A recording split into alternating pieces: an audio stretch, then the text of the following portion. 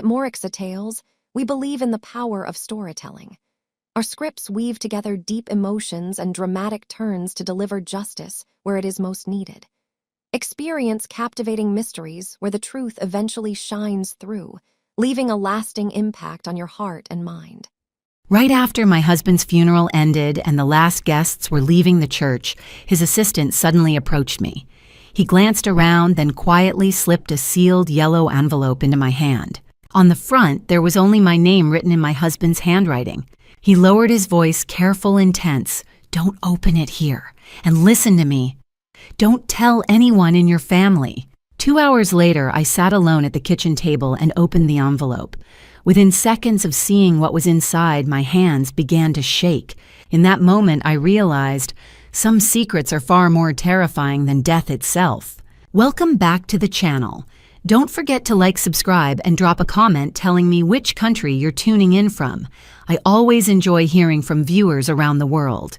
Just a heads up, what you're about to hear is a fictional narrative with heightened elements crafted for storytelling purposes and to explore important themes.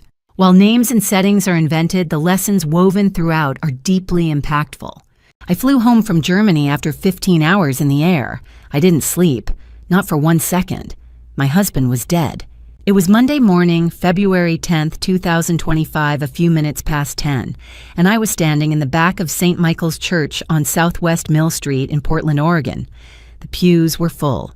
The air smelled like lilies and old wood and grief. At the front of the sanctuary, a closed casket rested beneath a photograph of Brennan, my Brennan smiling in a flannel shirt holding a cup of coffee, looking exactly like the man I'd kissed goodbye 8 months ago when I deployed to Ramstein Air Base.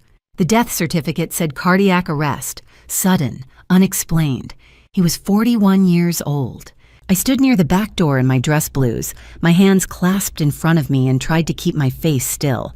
People kept glancing at me, friends, co-workers, neighbors, but no one seemed to know what to say to a wife who'd flown halfway across the world to bury a man who shouldn't have been dead.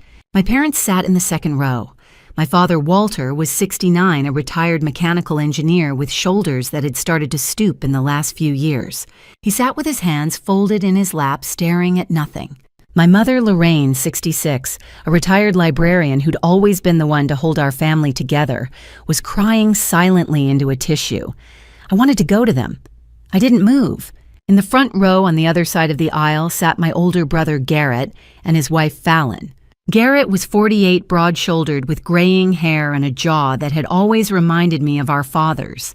He owned a real estate brokerage in Northeast Portland and had always been the one everyone in the family turned to for advice.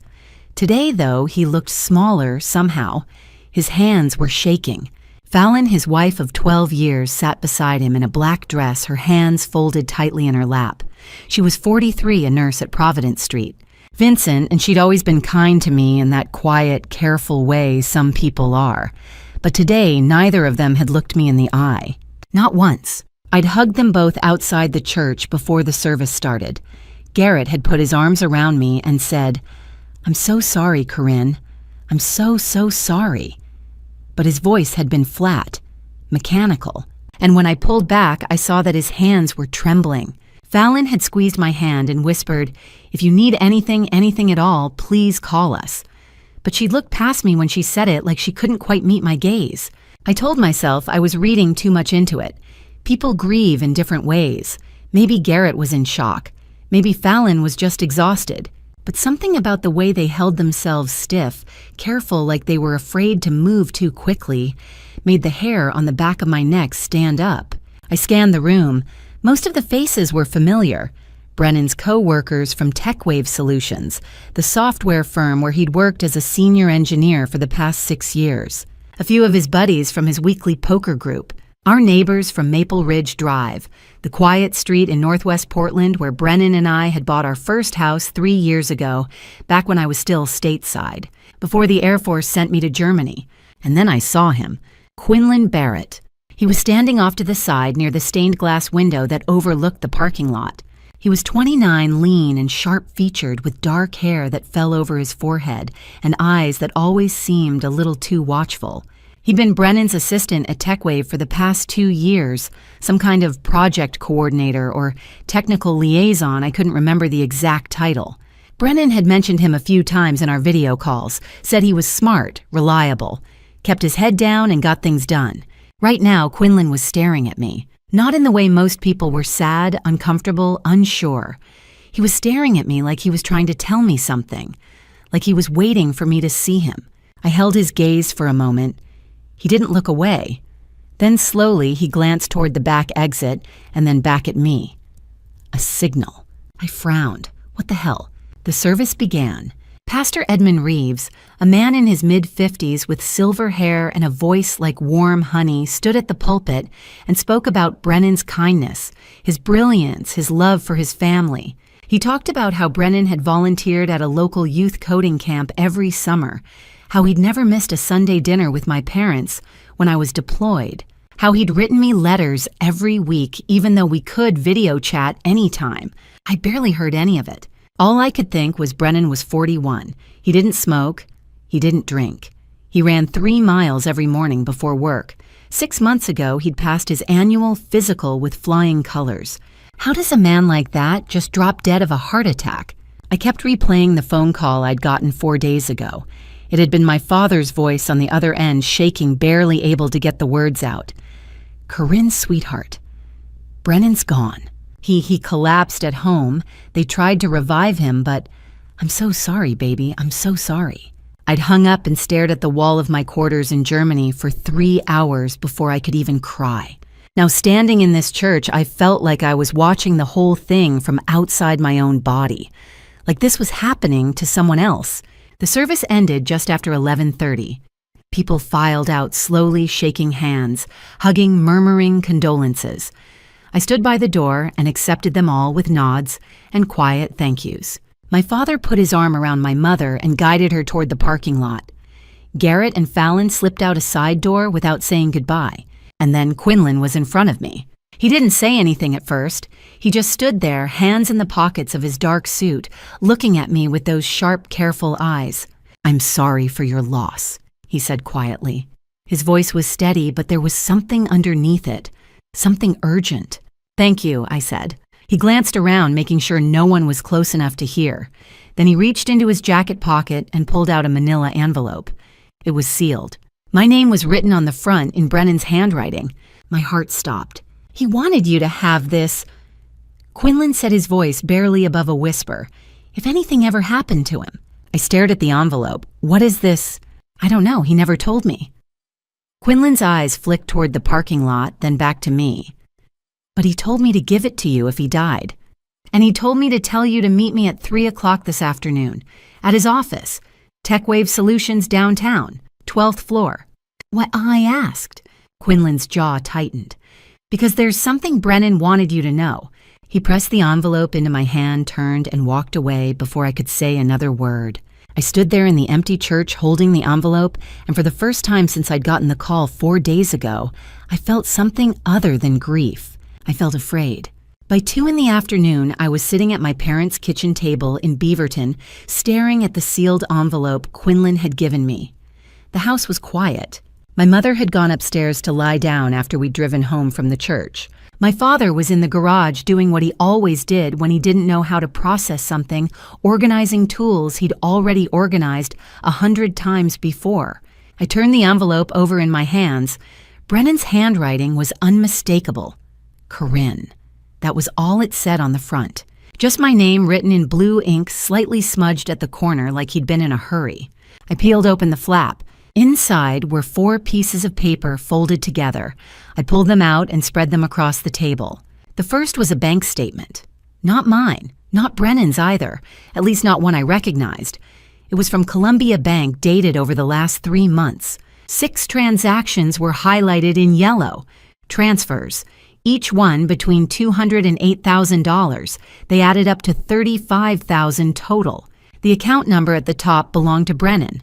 The receiving account number didn't look familiar at first, but then I saw the names listed at the bottom of the page, Walter and Lorraine Calloway, my parents. I stared at it. Why would Brennan transfer $35,000 to my parents without telling me? The second document was a life insurance policy, $850,000. The policyholder was Brennan Mercer. The primary beneficiary was listed as Corinne Mercer, 70%. The contingent beneficiary listed at 30% was Garrett Calloway. My brother, I read it twice, then a third time. Brennan had never mentioned this policy to me. We talked about life insurance once, maybe 2 years ago, but we'd never actually bought one. Or at least I thought we hadn't. The third document was a handwritten note. Brennan's handwriting again, messier this time, like he'd written it in a rush. It said, "Garrett is pressuring me. He wants the insurance money. I think he's going to kill me." My hands started shaking. The fourth document was a lab report.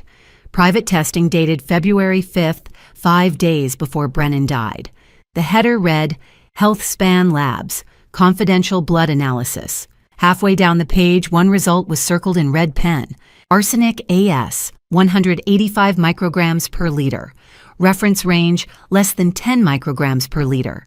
I read it again, then a fourth time. Arsenic. Brennan had arsenic in his blood, 18 times the normal level. I sat back in the chair, my chest tight, my head spinning. This didn't make sense. None of it made sense. Garrett was my brother. He'd held me when I cried after my first breakup in high school. He'd walked me down the aisle at my wedding because our father had been recovering from knee surgery. He was the person I called when I needed advice when I didn't know what to do. And Brennan thought Garrett was trying to kill him. No, I couldn't believe that. I wouldn't. But the documents were right there in front of me. The bank transfers, the insurance policy, the note, the arsenic test. I folded the papers back up, shoved them into the envelope, and grabbed my keys. TechWave Solutions was downtown on the 12th floor of a glass and steel building on Southwest Jefferson Street. I'd been there once before 2 years ago when Brennan had invited me to his company's holiday party. Back then, the office had felt bright and busy, full of people typing at standing desks and laughing over coffee in the break room. Today, it felt like a tomb. I stepped off the elevator just after 3. The receptionist, a young woman with red hair and a name tag that said Jenna, looked up at me with sad eyes. "I'm so sorry for your loss," she said quietly. "Everyone here loved Brennan." "Thank you," I said. My voice sounded far away. "I'm here to see Quinlan Barrett." She nodded and picked up the phone. A minute later, Quinlan appeared from a hallway to the left. He was still wearing the dark suit from the funeral, but he'd loosened his tie. He looked tired. "Follow me," he said. He led me through a maze of cubicles to a small conference room at the back of the office. The door had a frosted glass window with the word "Private" stenciled across it. He closed the door behind us and gestured for me to sit. I didn't. I put the envelope on the table and looked at him. "What the hell is this?" I asked. Quinlan's jaw tightened. "Brennan gave that to me 3 weeks ago. He told me if anything ever happened to him, I needed to get it to you. And I needed to tell you not to trust anyone in your family. Why didn't he go to the police?" He didn't trust them. Quinlan crossed his arms. He said, if something happened, it would look like an accident. He said the only people who could help were the FBI. The FBI? I stared at him. "You're telling me Brennan thought someone was trying to kill him, and he didn't go to the police. Didn't tell me, didn't tell anyone except you." "He was scared," Quinlan said. "And he didn't have proof. Not enough anyway, not yet." I sat down. My legs felt weak. "What do you mean, not yet?" Quinlan pulled out his phone, tapped the screen a few times, and handed it to me. On the screen was an email draft. The recipient line was blank. The subject line said, "If you're reading this, I'm dead." The body of the email was short. "Corinne, if you're reading this, it means I didn't make it. I set this email to send automatically if I don't log into my account for 7 consecutive days. By the time you get it, you'll know what to do. The USB drive is in your parents' safe.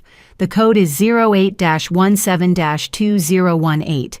Give it to the FBI. Trust Quinlan. Trust no one else. I love you. B." I stared at the screen. "When does this send?" 7 days after his last login. Quinlan said, "He died on Thursday night, February 6th. Today is Monday the 10th. That means the email goes out on Thursday, February 13th. 4 days from now.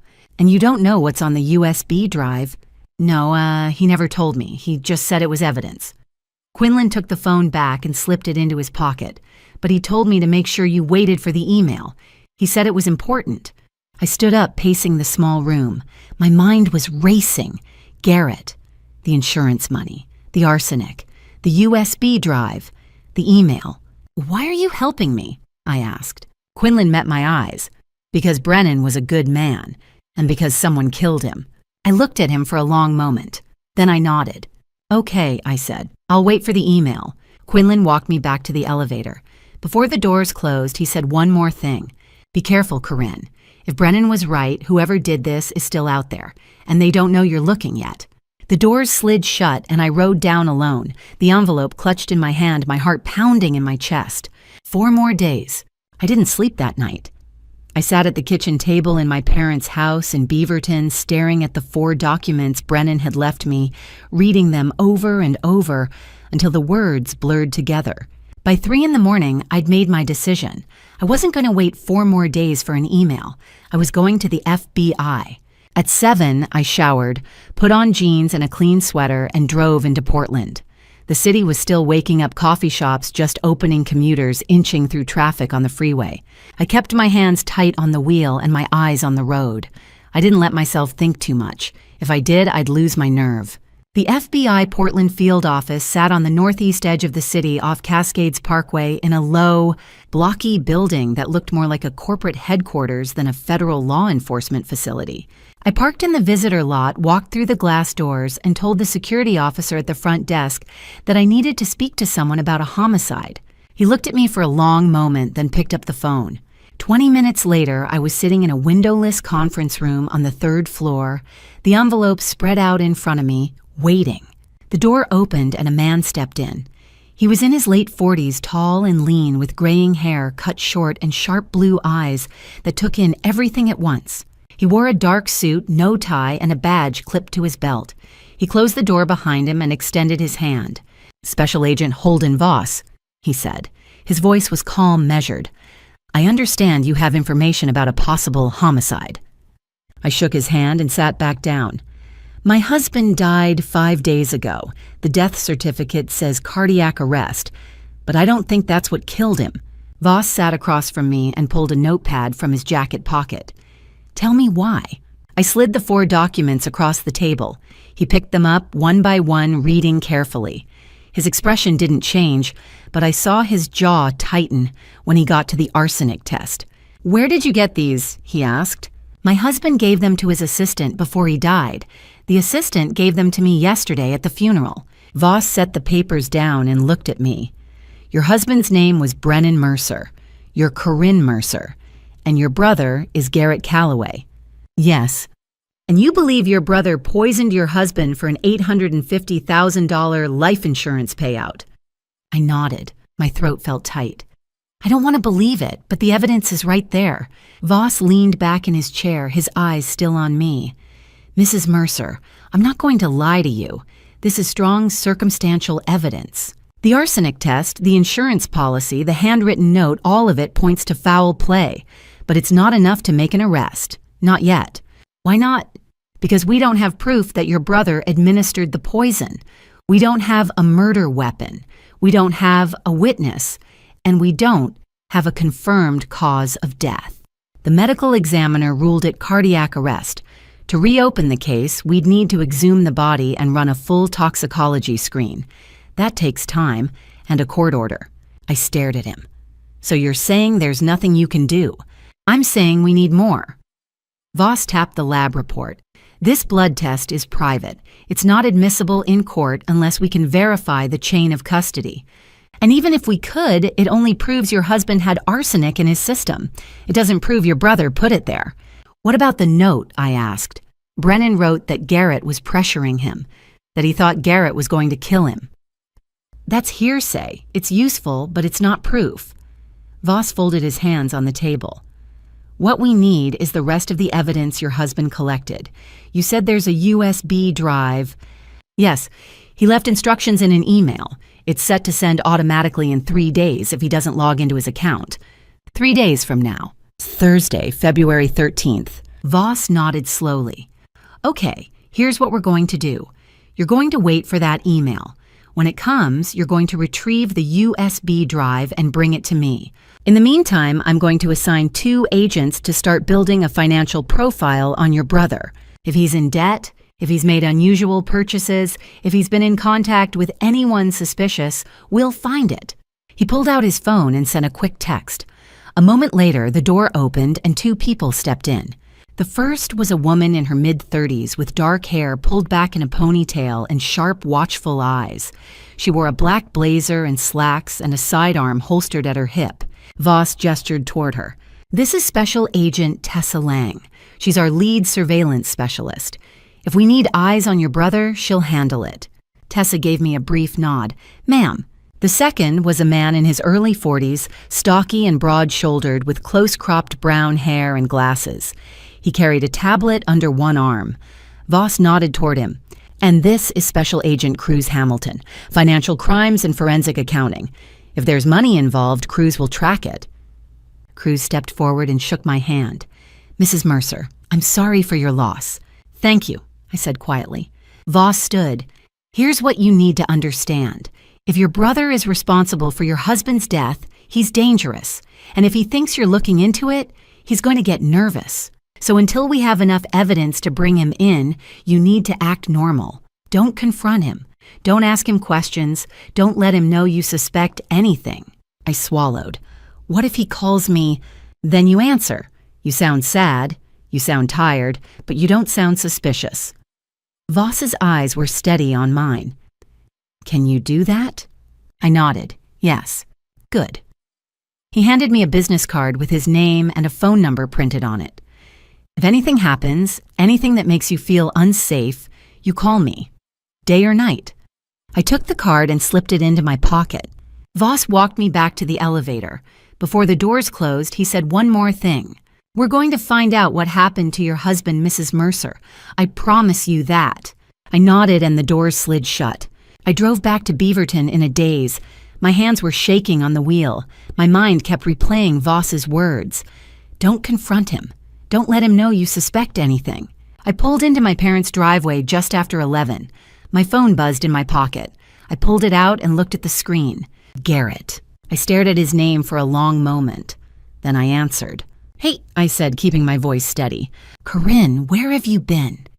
His voice was tight, almost frantic. "I called you twice this morning. I was worried." "I'm fine, Garrett. I just needed some space." Space. He exhaled sharply. "Em, you just lost your husband. You shouldn't be alone right now. Fallon and I can come over. We can help." "I don't need help," I said. My hand was trembling. "I just need time." There was a long pause. Then Garrett said, "Okay, but call me if you need anything, please." "I will." I hung up and sat in the car, my phone still in my hand, my heart hammering in my chest. He sounded scared. By 8:30 that evening, Garrett Calloway was on his third glass of whiskey. He sat on the leather couch in the living room of his house on Hillcrest Avenue, a 2-story craftsman with a view of the West Hills, and stared at the phone in his hand. The call with Corinne had ended 20 minutes ago, but he couldn't stop replaying it in his head. Her voice had been too calm, too controlled. She didn't sound like a woman who'd just buried her husband. She sounded like a woman who was watching, waiting. Across the room, Fallon stood by the window, her arms wrapped around herself. She was still in the black dress she'd worn to the funeral that morning, but she'd kicked off her heels hours ago. Her dark hair was pulled back in a loose ponytail and her face was pale. She'd barely said a word since they'd gotten home. Garrett took another sip of whiskey and set the glass down hard on the coffee table. The sound made Fallon flinch. "Did Quinlan say anything to her?" he asked. Fallon turned to look at him. "I don't know. I didn't hear them talking. But you saw them at the church after the service. I saw Quinlan hand her something. An envelope, I think." Fallon's voice was tight. "And I saw the way she looked at us during the funeral. She didn't look sad, Garrett. She looked suspicious." Garrett swore under his breath and stood up, pacing to the window. Outside, the streetlights cast long shadows across the quiet residential block. Everything looked normal, peaceful, but inside his chest felt like it was caving in. "We can't let her investigate," he said. "If she goes to the cops, if she goes to the FBI, we're done." "Maybe she won't," Fallon said quietly. Maybe she'll just grieve and move on. Garrett turned to look at her, his eyes hard. Do you really believe that? Fallon didn't answer. Garrett crossed the room and poured himself another drink. His hands were shaking. He thought about the phone call again. Corinne had said she needed time, that she was fine, but she wasn't fine. He knew his sister. She was a sergeant in the Air Force. She'd been trained to stay calm under pressure, to think strategically, to solve problems. And right now, Brennan's death was a problem she was trying to solve. He drained the glass in one swallow and slammed it down on the bar cart. This wasn't supposed to happen, he muttered. Fallon crossed her arms tighter. You said it would look like an accident. You said no one would suspect anything. I know what I said. Then why is Corinne asking questions? Because Brennan was smarter than I thought. Garrett's voice was bitter. He turned to face her. He must have left something behind. Something for Corinne. That's the only explanation. Fallon's face went pale. What do you mean, something? Garrett didn't answer right away. His mind was racing, trying to piece it together. Brennan had been acting strange in the weeks before he died.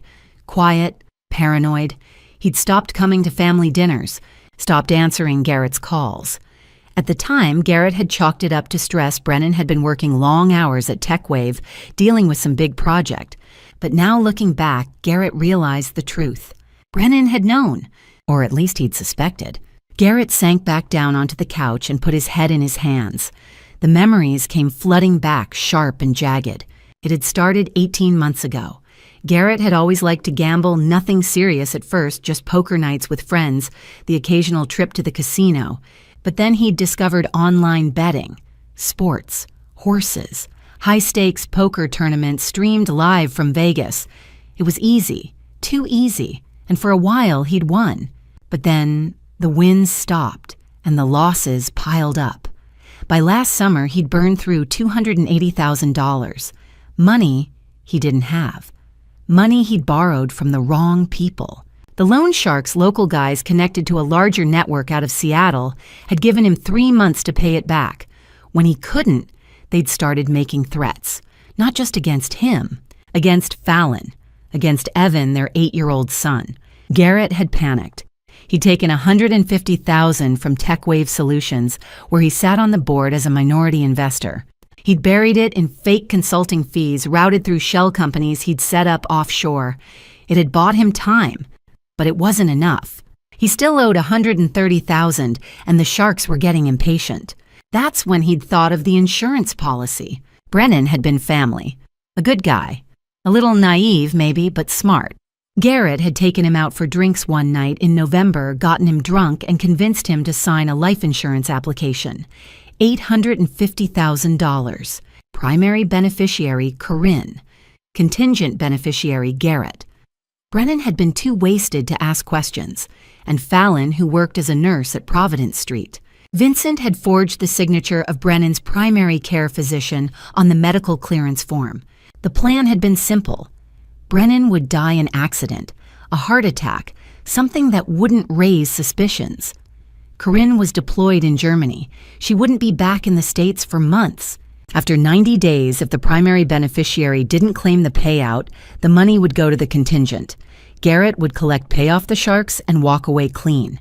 But Brennan had started asking questions, and then he'd gotten a private blood test, and now Corinne was asking questions too. Garrett looked up at Fallon.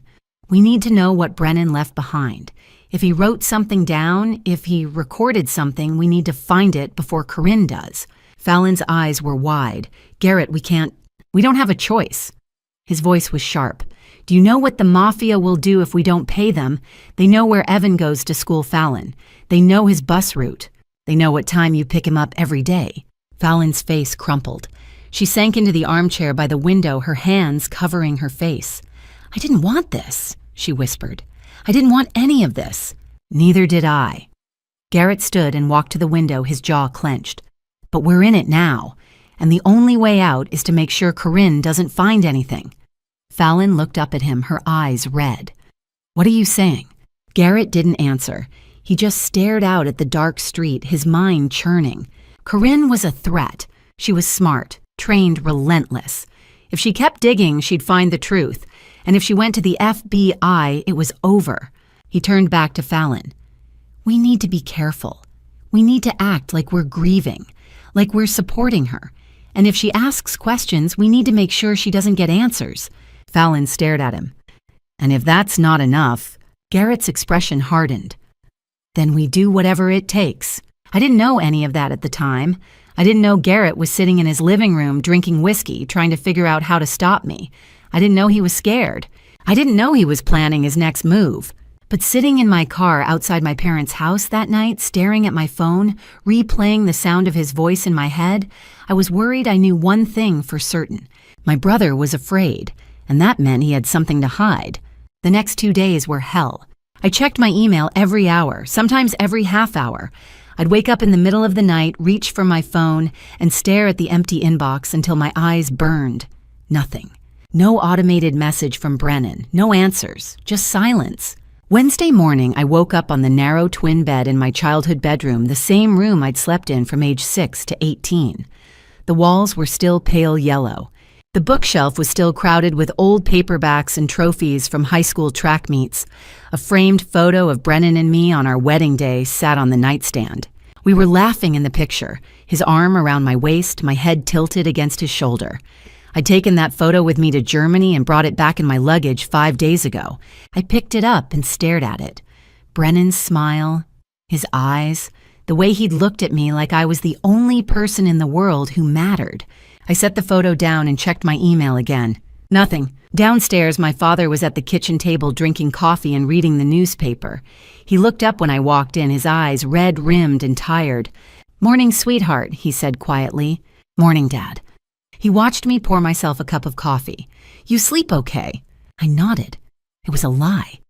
I hadn't slept more than 3 hours a night since the funeral. "You doing all right?" he asked.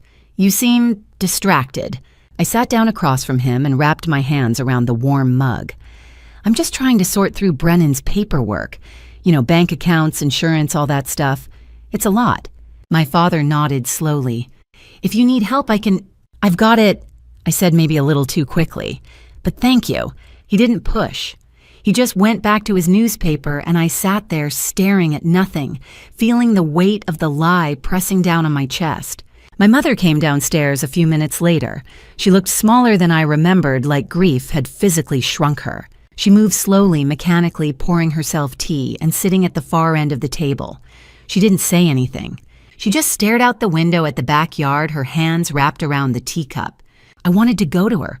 I wanted to put my arms around her and tell her everything about the documents, the arsenic test, the insurance policy, Garrett. But I couldn't.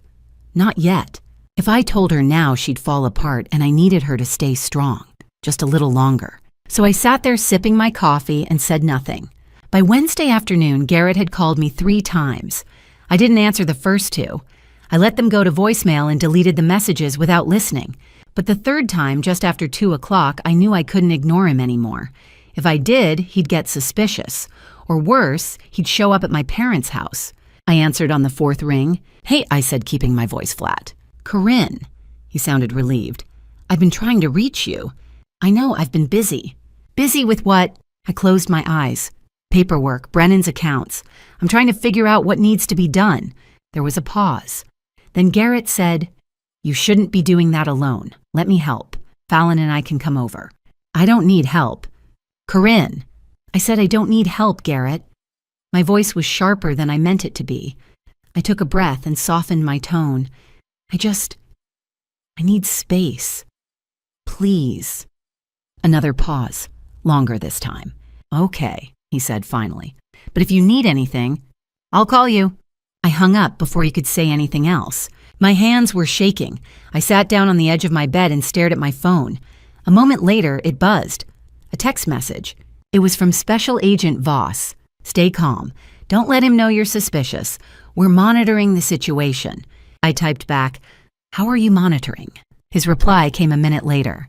"We have eyes on his house. If he makes a move, we'll know." I exhaled slowly. The FBI was watching Garrett. That should have made me feel safer, but it didn't. It just made everything feel more real. Thursday dragged by even slower than Wednesday. I spent most of the day in my room pretending to sort through files on my laptop, but really just refreshing my email over and over. My mother knocked on my door around noon and asked if I wanted lunch. I told her I wasn't hungry. She left a sandwich outside my door anyway. I ate it mechanically, tasting nothing. By late afternoon, I couldn't take it anymore. I went downstairs and told my parents I was going for a drive.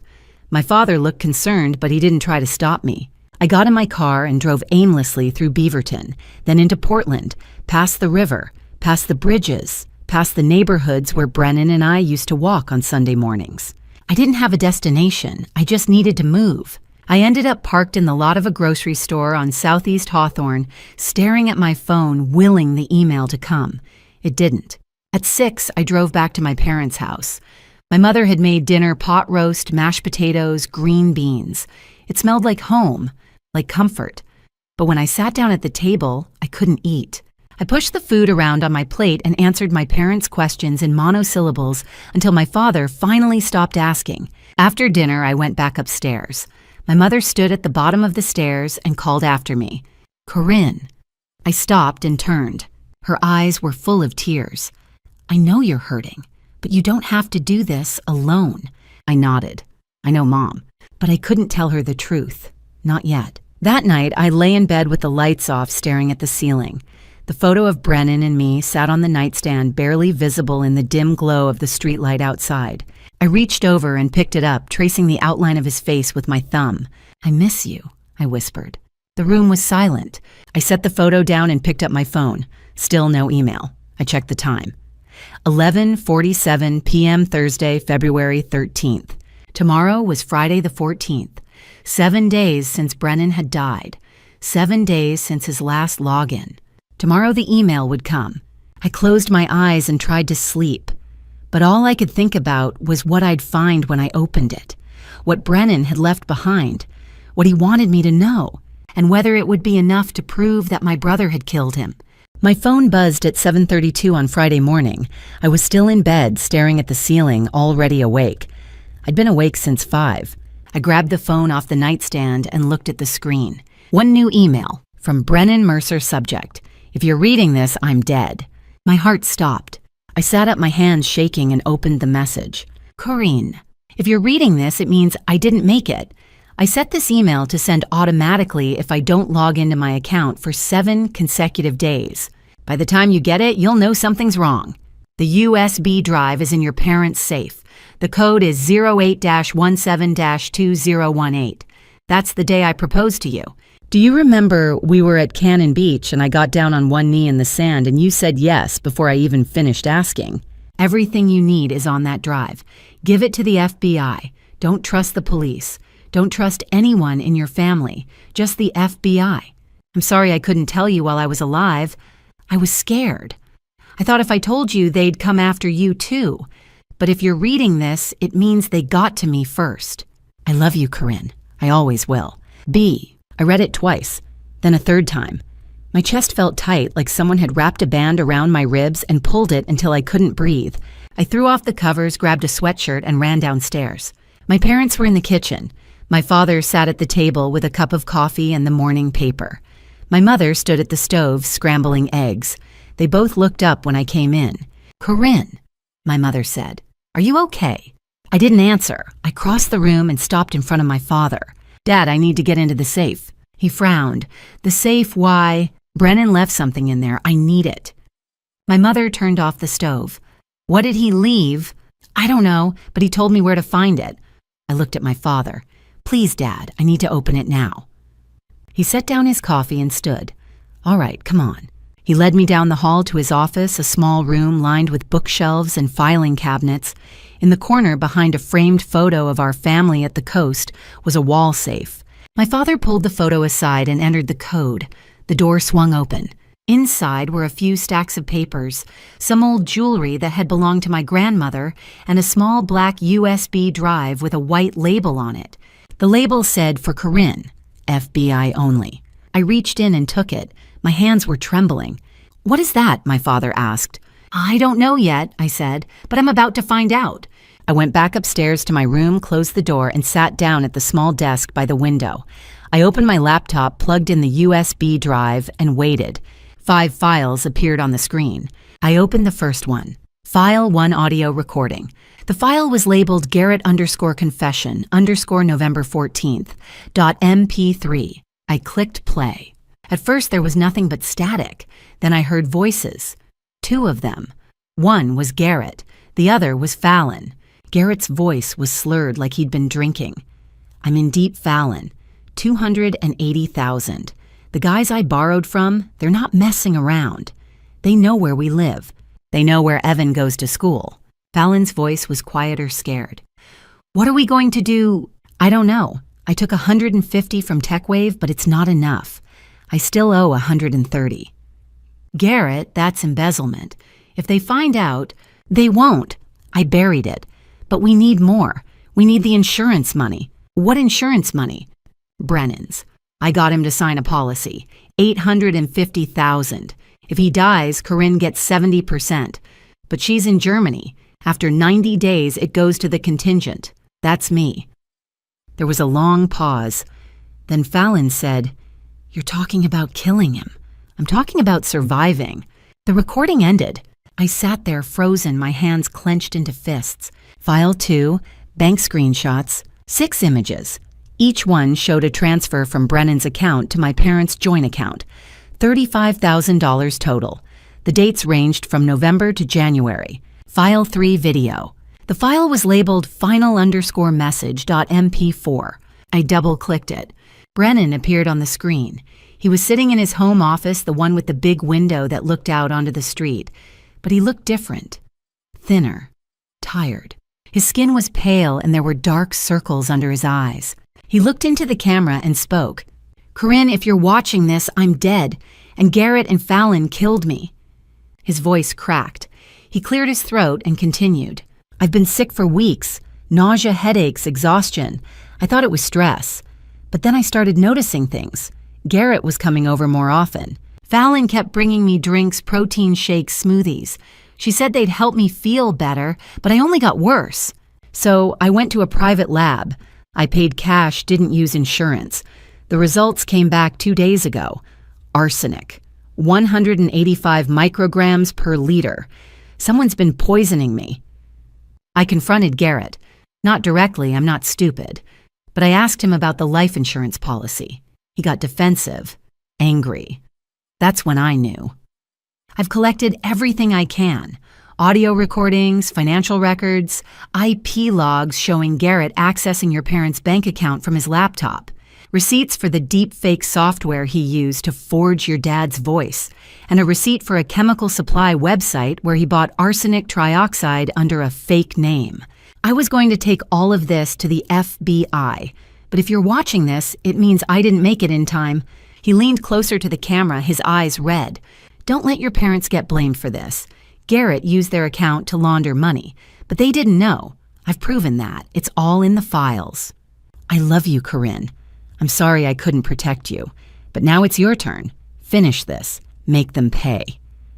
The video ended. I sat there, tears streaming down my face. Not tears of sadness, tears of rage. File 4 IP logs.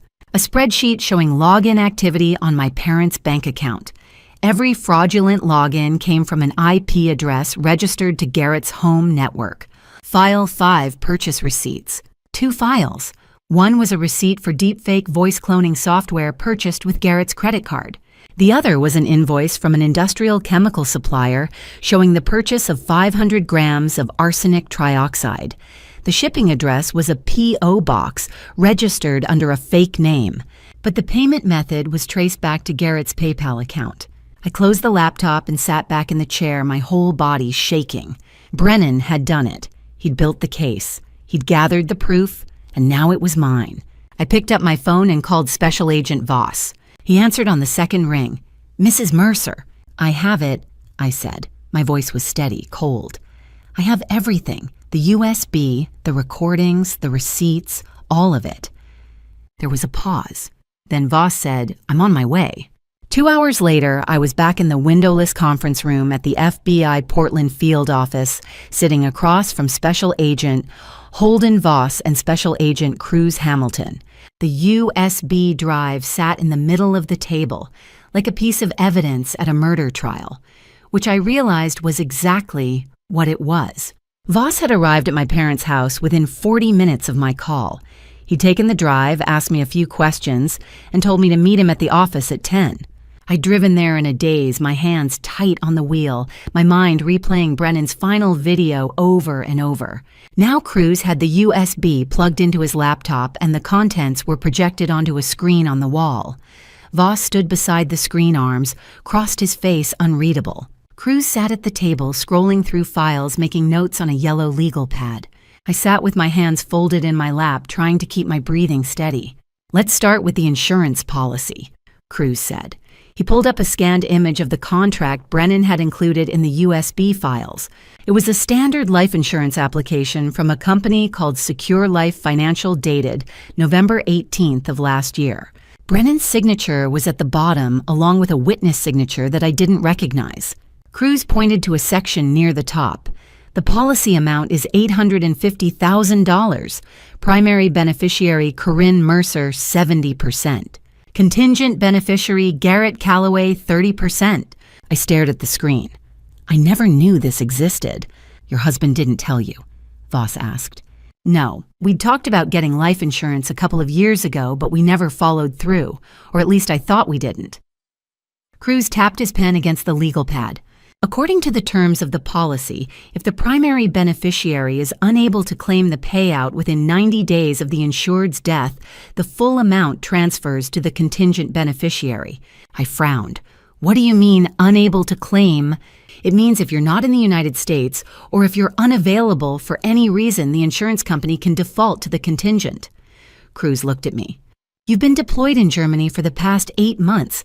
Is that correct?" "Yes." "And Garrett knew that?" I nodded slowly. He knew.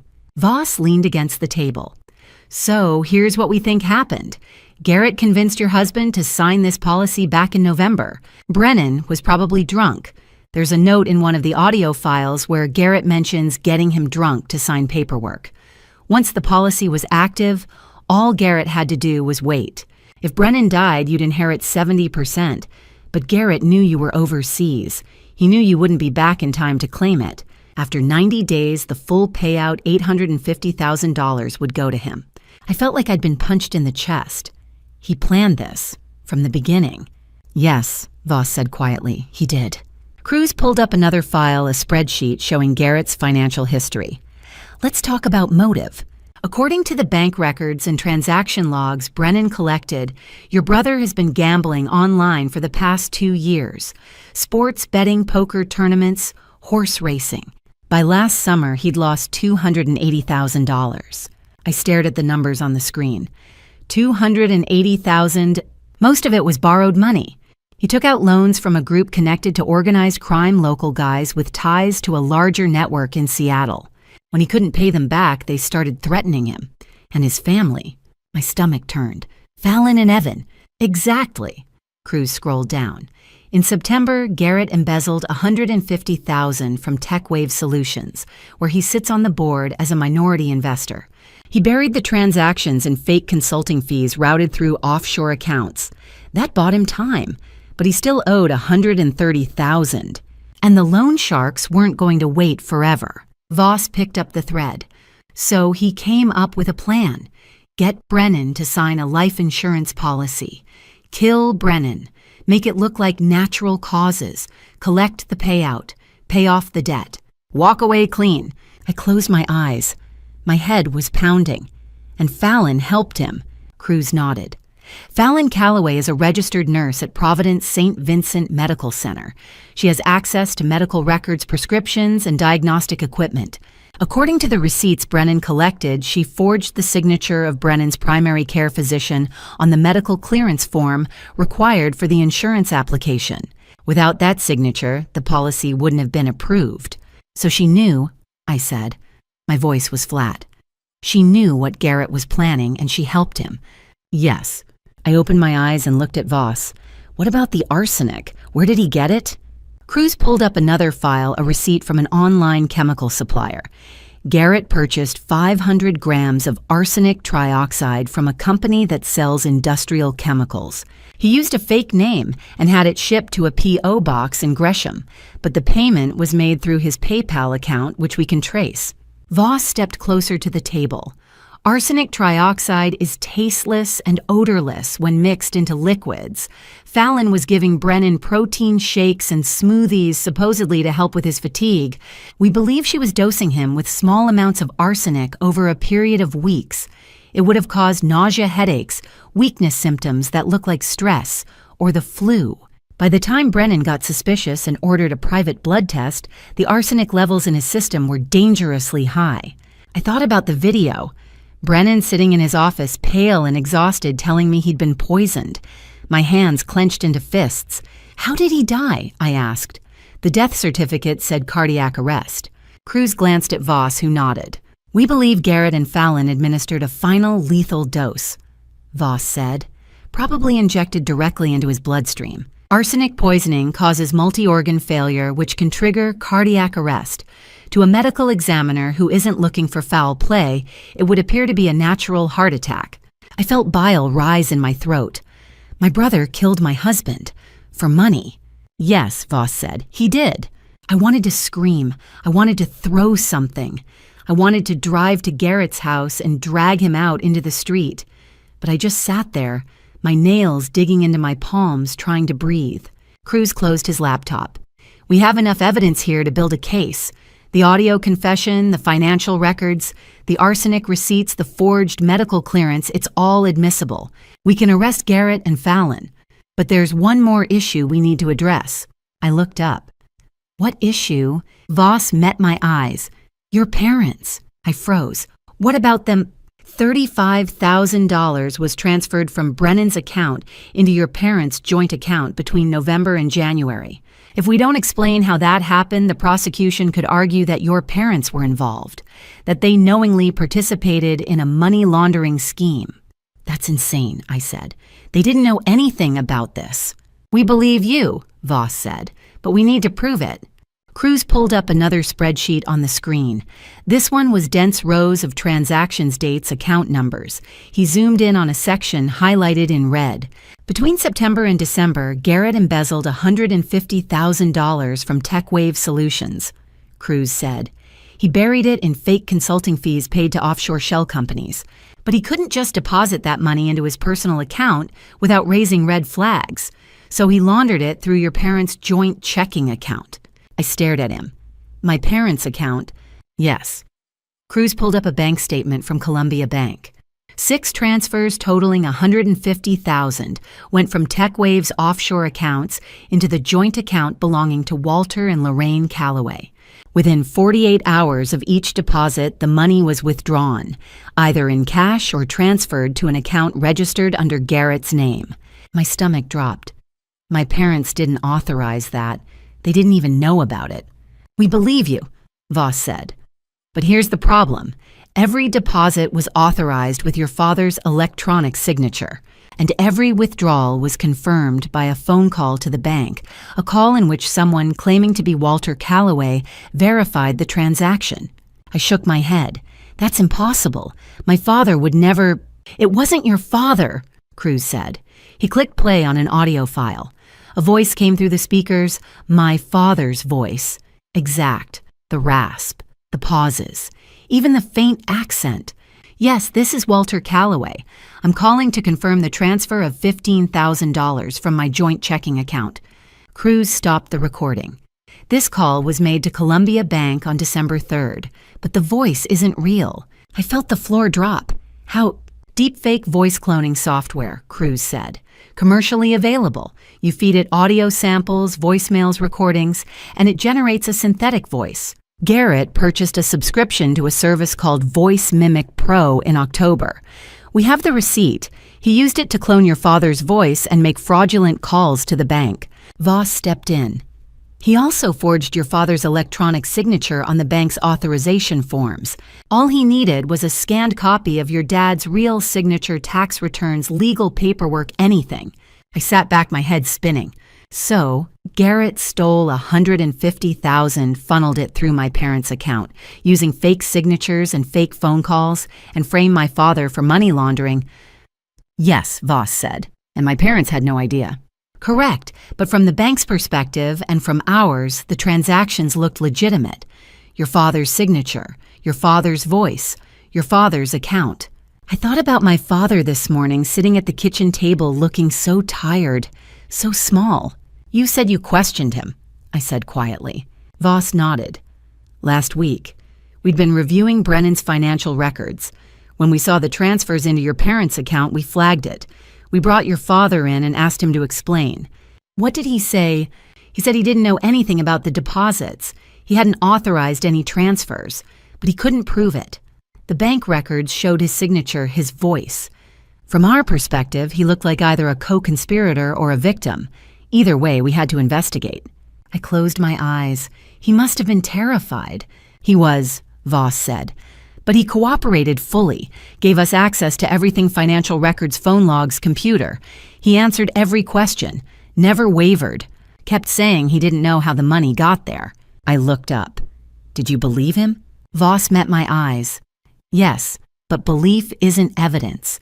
Until we had proof that someone else was behind the transactions, your father was still a person of interest. The weight of that hit me. My father, a retired engineer who'd spent 40 years fixing furnaces, was being investigated by the FBI for money laundering. Because of Garrett. Because my brother had used him as a tool. I gripped the edge of the table, trying to keep my voice steady. This is what Brennan meant. In his video, he said not to let my parents get blamed. He knew Garrett had used their account. He knew they'd look guilty. That's correct, Cruz said. And that's why Brennan collected this evidence. He pulled up a document on the screen, a table showing login activity on my parents' bank account. Each entry had a date, time, and IP address. Every fraudulent login came from this address, Cruz said, pointing to one at the top. We traced it back to Garrett's home network. He logged into your parents' account from his own house. Didn't use a VPN, didn't mask his location. So you have proof it was Garrett, I said. Yes, and Brennan also found the receipts. Garrett purchased the deepfake software using his personal credit card. Didn't even use a fake name. Voss leaned forward. Once we saw the IP logs and the software receipts, we knew your father had been framed. We cleared him 2 days ago. I exhaled. Does he know? We called him yesterday and told him he was no longer under investigation, Voss said. But we didn't tell him why. We couldn't not until we'd reviewed all the evidence. And we didn't want to tip off Garrett. I looked at Voss. So my father knows he's clear, but he doesn't know Garrett set him up. Correct. I thought about my father's face this morning, the relief when I'd asked to open the safe. He'd been cleared, but he didn't know the whole truth. And when he found out, when he learned his own son had tried to frame him, it would destroy him. Cruz turned back to his laptop. There's one more thing Brennan left for you. A video. He recorded it 3 days before he died. He clicked play, and Brennan's face appeared on the screen. Brennan looked thinner than I'd ever seen him. His face was drawn, his cheekbones sharp beneath pale skin. Dark circles shadowed his eyes, and his hair, normally neat, always combed, looked dull and unwashed. He sat in his home office, the one with the window that looked out onto the quiet street where we'd lived together. But the light coming through that window was gray weak, like the life was draining out of the room. He looked into the camera, and when he spoke, his voice was steady, determined. Corinne, if you're watching this, I didn't make it. And if you didn't make it, it means you've already seen the other files. You know about Garrett. You know about the insurance. You know about the arsenic. But there's one more thing you need to understand. He leaned closer to the camera. Garrett used your parents. He stole $150,000 from TechWave and laundered it through their joint checking account. He forged your father's electronic signature. He used deepfake software to clone your father's voice and make fraudulent calls to the bank. He made it look like your dad was part of the scheme. And if the FBI investigates, if they dig into Brennan Mercer's financial history and find those transfers, your parents are going to look guilty. My chest tightened. I stared at the screen at Brennan's tired, desperate face. I couldn't let that happen, he said. So I spent the last 3 weeks collecting proof. I logged into your parents' bank account. Your dad gave me the password years ago when I helped him with his taxes, and I pulled every transaction record, every authorization form, every login.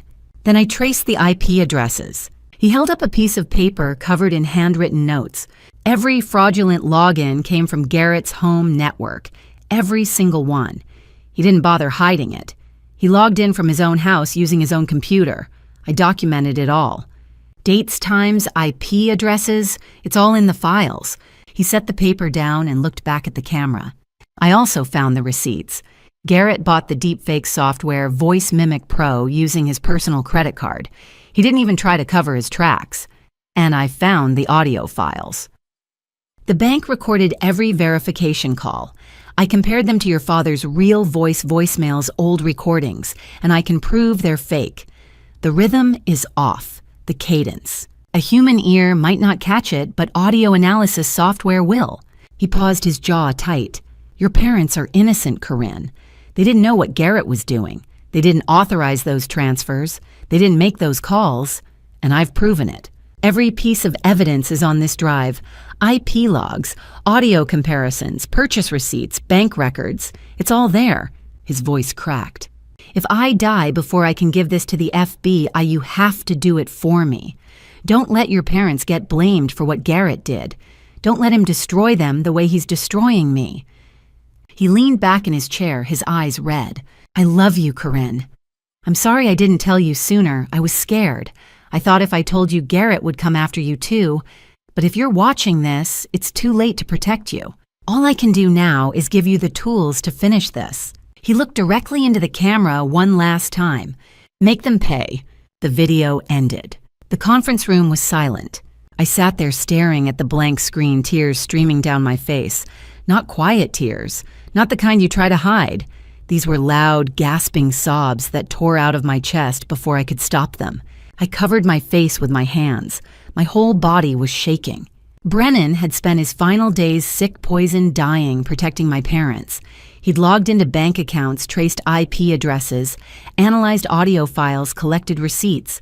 He'd built a case, not to save himself, to save them. And then he died. I felt a hand on my shoulder. Voss. His grip was firm, steady. Mrs. Mercer, he said quietly.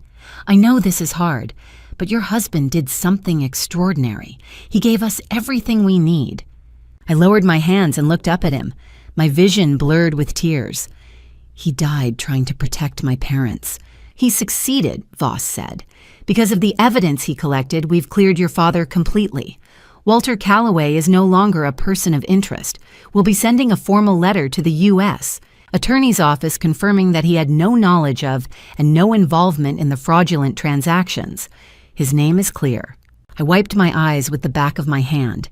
Does he know? Not yet, but we'll tell him. Today if you want.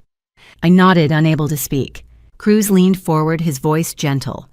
Brennan also left notes in the files, timestamps, a timeline of every transaction, every login, every forged signature. He even included a written statement explaining how he discovered the fraud and why he believed your parents were innocent. It's detailed, professional, admissible in court. He was smarter than Garrett gave him credit for, what Voss said. Your brother thought he'd covered his tracks, but Brennan saw through it, and he documented everything. I looked at the blank screen where Brennan's face had been moments ago. He didn't deserve this. No, some Voss said. He didn't. I sat there for a long moment trying to pull myself together. Then I looked at Voss. So what now? I asked. My voice was hoarse. You have the evidence. You have proof Garrett embezzled money, laundered it, forged signatures, used deepfake software. You have the arsenic receipts. You have audio of him confessing to the insurance fraud. You have everything. Can't you arrest him? Voss exchanged a glance with Cruz. We can, Voss said carefully. But here's the problem. Most of this evidence was collected by a private citizen, your husband, not by law enforcement. That makes it complicated. Garrett's defense attorney will argue that the evidence was obtained illegally, that the chain of custody is compromised, that it's inadmissible. But it's the truth, I said. It is. And we believe a jury will see that. But we need to build the strongest case possible. Right now, we have circumstantial evidence, strong circumstantial evidence. But we don't have a confession. We don't have a witness who saw Garrett administer the poison. We don't have definitive proof of causation, only correlation. I stared at him. So what are you saying, you can't arrest him? We can arrest him, Voss said. But if we do it now with what we have, there's a chance he walks. A good defense attorney could poke holes in the timeline, question the authenticity of the recordings, argue that Brennan had a motive to fabricate evidence. We'd win eventually, but it would take time, and Garrett would know we're coming. Cruz nodded.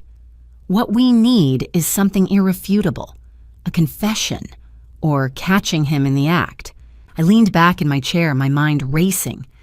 Catching him in the act of what Brennan's already dead. Voss's expression darkened. That's true, but Garrett doesn't know what we know. He doesn't know about the USB drive. He doesn't know Brennan left evidence, and he doesn't know you've brought it to us. I looked at him. So what are you suggesting? Voss leaned forward, his eyes steady on mine. We need to make him nervous, he said. We need to make him think you're getting close. And when he panics, when he tries to cover his tracks or silence you or run, we'll be there, and we'll have him. I felt a chill run down my spine. You want me to be bait? Voss didn't look away. Only if you're willing. I thought about Brennan's face on the screen. His voice. Make them pay. I looked at Voss. Tell me what to do. I drove back to Beaverton in silence. The highway stretched out in front of me, gray and wet under a February sky that couldn't decide whether to rain or just threaten. My hands gripped the steering wheel. My mind replayed Brennan's video, Voss's voice, the plan we'd started to form. But right now, none of that mattered. I had to tell my parents the truth. By the time I pulled into the driveway on Oak Valley Road, it was just after 4 in the afternoon. My father's car was parked in the same spot it had been that morning. The porch light was on, even though it wasn't dark yet. My mother always turned it on early in the winter. She said it made the house feel less empty. I sat in the car for a moment, staring at the front door. Then I got out and went inside. My father was in the living room, sitting in his worn leather recliner, reading a book he wasn't really reading. My mother was in the kitchen washing dishes that were already clean. They both looked up when I walked in. Corinne, my mother said. Her voice was thin, fragile. Are you all right? I set my purse down on the counter. I need to talk to both of you. Can you sit down? My father closed his book and stood. My mother dried her hands on a dish towel, her movements slow, careful. They came into the living room and sat together on the couch. I pulled a chair over and sat across from them. For a moment, I didn't know how to start. Then I just said it. Brennan didn't die of a heart attack. My mother's face went white. My father didn't move. He was poisoned, I said, with arsenic over a period of weeks, and the person who poisoned him was Garrett. The words hung in the air like smoke. My mother made a small, choked sound. My father stared at me, his mouth slightly open like he'd forgotten how to close it. I know this is hard to hear, I said. My voice was steady, but my hands were shaking. But Brennan left evidence, a USB drive. He recorded everything. Audio files, bank records, medical tests, receipts. He knew Garrett was trying to kill him, and he documented it. And this morning, I gave it all to the FBI. My father finally found his voice. Corinne, are you sure? I'm sure, Dad. I've seen the evidence. I've heard the recordings. Garrett confessed. He admitted he poisoned Brennan to collect on a life insurance policy. He was in debt $280,000. He'd embezzled money from TechWave, and he still owed more. So he convinced Brennan to sign a life insurance policy for $850,000. And then he killed him. My mother put her hand over her mouth. Tears were already streaming down her face. Fallon helped him, I said. She's a nurse. She forged a doctor's signature on the insurance forms, and she gave Brennan the poison. Protein shakes, smoothies, small doses over weeks until he was too sick to fight back, and then they gave him a final dose, one that stopped his heart. My father shook his head slowly. No, Garrett wouldn't. He did, Dad. I leaned forward. And he used you, both of you. He laundered the money he stole through your joint bank account. He forged your signature. He used deepfake software to clone your voice and make fraudulent calls to the bank. He made it look like you were part of the scheme. If Brennan hadn't collected proof, you'd be under investigation right now for money laundering. My father's face drained of color. What? The FBI questioned you last week. They thought you were involved, but Brennan proved you weren't. He tracked Garrett's IP address. He found the receipts for the deepfake software. He documented everything, and because of him, you've been cleared. My mother was sobbing now, her whole body shaking. My father just sat there staring at nothing. Mom, I said gently. Dad, I'm so sorry. I know this is... My mother let out a wail, a sound I'd never heard from her before. Raw. Animal. She stood up, swayed, and then her knees buckled. My father caught her before she hit the floor. Lorraine, he shouted. Lorraine, stay with me. Her eyes had rolled back. Her body went limp in his arms. Call 911, I yelled, already pulling out my phone. 20 minutes later, we were in the emergency room at Providence St. Vincent Medical Center on Southwest Barnes Road. My mother was on a gurney, an oxygen mask over her face, an IV in her arm. My father sat beside her, holding her hand, his face gray and hollow. A doctor in blue scrubs came over. She was in her 40s with short dark hair and tired eyes. Mr. Calloway, she said. My father looked up. Your wife is stable, the doctor said. But she's experienced acute psychological shock. Her blood pressure spiked dangerously high and her heart rate was erratic when she came in. We've given her a sedative and we're going to keep her overnight for observation. Is she going to be okay? I asked. The doctor looked at me. Physically, yes, but emotionally. She's going to need time and support. Whatever she heard today, it hit her hard. I knotted my throat tight. The doctor left. My father sat there still holding my mother's hand. She was asleep now, her breathing shallow but steady. Dad, I said quietly. He didn't look at me. He just stared at my mother's pale face. I failed, he whispered. No, you didn't. I raised him. His voice cracked. I raised a murderer. I pulled a chair over and sat beside him. You raised 2 children, Dad. One of them turned out to be a killer. The other turned out to be me. That's not your fault. He shook his head. I should have seen it. I should have known. How could you have known Garrett hid it? From all of us. My father finally looked at me. His eyes were red wet. He killed your husband, Corinne, and he tried to destroy us, his own parents.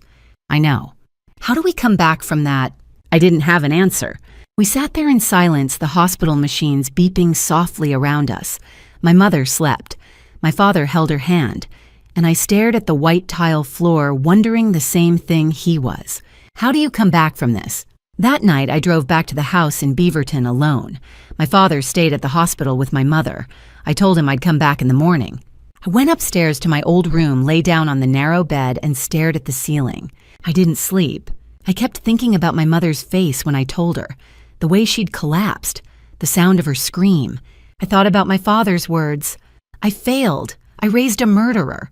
And I thought about Brennan, the way he'd looked in that final video, the way he'd said, make them pay.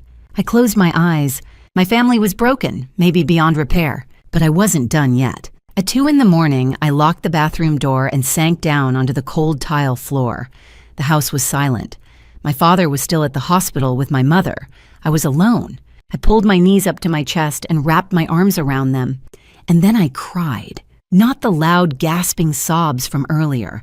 These were quiet tears, the kind that slip down your face without sound, without warning, the kind that come when you're too tired to fight them anymore. I pressed my forehead against my knees and let them fall. I thought about Brennan, the way he used to laugh full and loud like he couldn't help himself, the way he'd wake me up on Sunday mornings with coffee and toast, even though I always told him I didn't need breakfast, the way he'd hold me at night, his arm heavy and warm across my waist, and whisper, "You're stronger than you think, Corinne." Don't ever forget that. But I didn't feel strong, not tonight. Tonight, I felt like everything I'd ever loved had been taken from me. Brennan was gone. My mother was in the hospital, sedated and broken. My father was sitting at her bedside, blaming himself for raising a son who'd turned into a killer. And that son, my brother, the man who'd taught me how to ride a bike, who'd walked me down the aisle at my wedding, had poisoned my husband for money, for a gambling debt, for nothing that mattered. I thought about the video, Brennan's gaunt face, his hollow eyes, the way he'd looked into the camera and said, "Make them pay." But how How was I supposed to make them pay when I could barely breathe? I wiped my eyes with the back of my hand, but the tears kept coming. I didn't try to stop them. I just sat there on the cold bathroom floor alone in the dark and let myself break. My phone buzzed. I looked down, a text message from Quinlan. I opened it. "Corinne, I know you're going through hell right now, but you're not alone. The FBI is working. I'm working. And Brennan, he didn't give up. He fought until the very end. He left you everything you need to finish this. Don't let him down. Don't let Garrett win." I stared at the screen, my vision blurred. Another message came through. "Brennan believed in you, so do I." I lowered the phone and closed my eyes. My chest felt tight. My throat burned. But somewhere beneath the grief and the exhaustion and the rage, I felt something else. A spark. Small, fragile, but there. I thought about Brennan's words. "You're stronger than you think." Maybe he was right. I opened my eyes and looked at myself in the mirror across from me. My reflection was a mess. Red eyes, tear-streaked face, hair pulled back in a messy knot. I looked like someone who'd been through a war. And maybe I had. But I wasn't dead yet. I wiped my face with a towel, stood up, and unlocked the bathroom door. My phone rang. I looked at the screen. Special Agent Holden Voss. I answered. "Mrs. Mercer," Voss said. His voice was calm, steady. "I know it's late, but I wanted to check in. Are you all right?" I leaned against the bathroom door frame. "I don't know. I heard about your mother. I'm sorry." "She'll be okay, physically at least. And you?" I didn't answer right away. Then I said, "I'm still here." "That's good, because we're going to need you." I straightened. "What do you mean?" "We've been monitoring Garrett's activity since you left the office this afternoon. Phone calls, internet searches, movement. He's nervous. He called Fallon 3 times tonight. He searched for FBI investigation process, and how long does evidence take to process? He knows something's wrong. He just doesn't know what." I felt my pulse quicken. "So what do we do?" "We push him," Voss said. "Tomorrow later today, technically I want you to call him. Tell him you need to see him. Tell him you've been going through Brennan's things and you found some paperwork you don't understand. Make it sound innocent, but make him think you're getting close. And then we watch. If he panics, if he tries to cover his tracks, if he makes a move toward you, we'll be there, and we'll have him." I thought about Garrett, the way he'd sounded on the phone earlier this week. Worried, scared, guilty. "You want me to lie to him?" "I want you to set a trap," Voss said, "the same way Brennan did. Quietly, carefully, until we have enough to put him away for the rest of his life." I looked at my reflection in the mirror again. This time, I didn't see someone who'd been through a war. I saw someone who was about to win one. "Okay," I said, "I'll do it." "Good. Call him around 10 in the morning. Keep it casual. Don't give him a reason to run. Just plant the seed. We'll take care of the rest." "What if he doesn't take the bait?" "He will," Voss said. "He's desperate, and desperate people make mistakes." I nodded even though he couldn't see me. "All right. Get some rest, Mrs. Mercer. You're going to need it." "I will." He hung up. I stood there for a moment, the phone still in my hand, staring at the dark hallway in front of me. I didn't know what evidence Voss was talking about. I didn't know what would happen tomorrow when I called Garrett. I didn't know if the trap would work, or if Garrett would see through it, or if this whole thing would fall apart. But I knew one thing. Brennan had trusted me to finish this, and I wasn't going to let him down. I turned off the bathroom light and walked back to my room. I lay down on the narrow bed, pulled the blanket up to my chin, and closed my eyes. This time I slept. Monday morning, Voss called me. I'd spent the weekend at the hospital with my mother. She was stable, awake, but fragile. She didn't talk much. She just stared out the window, her hands folded in her lap like she was trying to make sense of a world that had stopped making sense. My father sat beside her, silent and hollow. He hadn't said more than a few words since Friday night.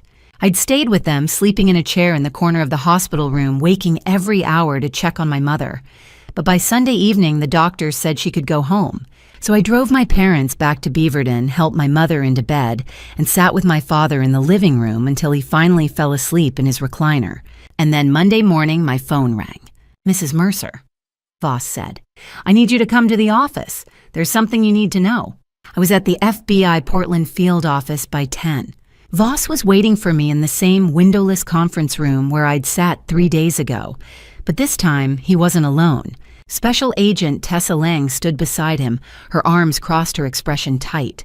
She was the surveillance specialist, the one Voss had introduced during my first visit. But I'd barely spoken to her since. Today, she looked like she had bad news. I sat down at the table. What's going on? Voss exchanged a glance with Tessa. Then he sat across from me. We have DNA results, he said. I frowned. DNA from what? From Quinlan Barrett. My stomach dropped. Why were you testing Quinlan's DNA? Tessa stepped forward. Because we had questions. Quinlan Barrett appeared in your life at a very convenient time. He was Brennan's assistant. He had access to Brennan's files, his computer, his office. He was the one who gave you the envelope at the funeral, and he's been in contact with you ever since. I stared at her. You think Quinlan is involved? We didn't know, Voss said. So we ran a background check, and when that didn't give us enough, we collected a DNA sample. How? He left a coffee cup in the break room at TechWave last week, Tessa said. We retrieved it, ran the sample through our database. I felt a chill run down my spine, and Voss leaned forward, his eyes steady on mine. Quinlan Barrett is Garrett Calloway's biological son. The room went silent. I stared at Voss. My brain refused to process the words. I heard them. I understood the individual pieces, but together they didn't make sense. What? I said quietly. Quinlan Barrett is Garrett's son. Voss repeated. The DNA match is conclusive, 99.9% probability. I shook my head. That's not possible. Garrett doesn't have a son. He doesn't have any kids except... I stopped. Except Evan, Fallon's son, who's 8 years old. Evan is Fallon's son from a previous relationship, Tessa said. Garrett adopted him when he married Fallon. But Quinlan is different. He's Garrett's biological child, born in 1997, which means Garrett was 19 when Quinlan was conceived. I sat back in my chair, my mind spinning. 19, so 28 years ago. Correct. And Quinlan is 29 now. Yes. I tried to wrap my head around it. Garrett had a son I'd never known about, a son who'd been working for Brennan, a son who'd handed me the envelope at the funeral, a son who'd been helping me build a case against his own father. Does Garrett know? I asked. We don't think so, Voss said. We ran a search on Quinlan's background. He was raised by his mother, a woman named Sarah Barrett in southeast Portland. She died in 2005 when Quinlan was 8. After that, he went into foster care. He aged out of the system at 18 and went to community college, got a degree in information technology, started working for TechWave 2 years ago. And Garrett never knew he existed. Tessa pulled out a file and slid it across the table. We think Quinlan found out about Garrett when he was 18. He ran a DNA ancestry test, one of those commercial kits you can order online. It flagged a match with Garrett. So Quinlan reached out. I opened the file. Inside was a printout of an email exchange. The sender was listed as quinlan.barrett.1997.gmail.com. The recipient was garrett.calloway.calloway.realty.com. The first email was dated March 2015. Mr. Calloway, my name is Quinlan Barrett. I'm 18 years old. I recently took a DNA test and discovered that you are my biological father. I don't know if you know about me, but I wanted to reach out. I'd like to meet you if you're willing. Quinlan? The reply came 2 days later. I don't know who you are or what you're trying to pull, but I'm not your father. Don't contact me again. Garrett Calloway. I stared at the email. My hands were shaking. Garrett rejected him, I said quietly. Yes, Voss said. And according to the records, Quinlan never tried to contact him again, until 2 years ago when he applied for a job at TechWave Solutions, the company where Garrett sits on the board. I looked up. He wanted to get close to Garrett. That's what we think. But he didn't go to Garrett directly. He went to Brennan. He became Brennan's assistant. He worked alongside him for 2 years. And when Brennan started suspecting Garrett was trying to kill him, Quinlan was there, watching, listening, collecting evidence. Tessa leaned against the table. We don't know if Quinlan was working with Brennan or if Brennan even knew who Quinlan really was. But what we do know is that Quinlan has been one step ahead of us this entire time. He gave you the envelope at the funeral. He told you to go to the FBI. He's been feeding you information. And now we need to know why. I felt like the floor had dropped out from under me. Quinlan was Garrett's son. The man who'd been helping me, who'd given me Brennan's evidence, who'd sent me encouraging text messages, who'd told me not to give up, was the biological son of the man who'd killed my husband. Why didn't he tell me? I whispered. That's what we're going to find out, Voss said. He picked up his phone and sent a quick text. I called him 20 minutes ago and asked him to come in. He should be here any minute. I sat there staring at the table, my mind racing. Quinlan was Garrett's son.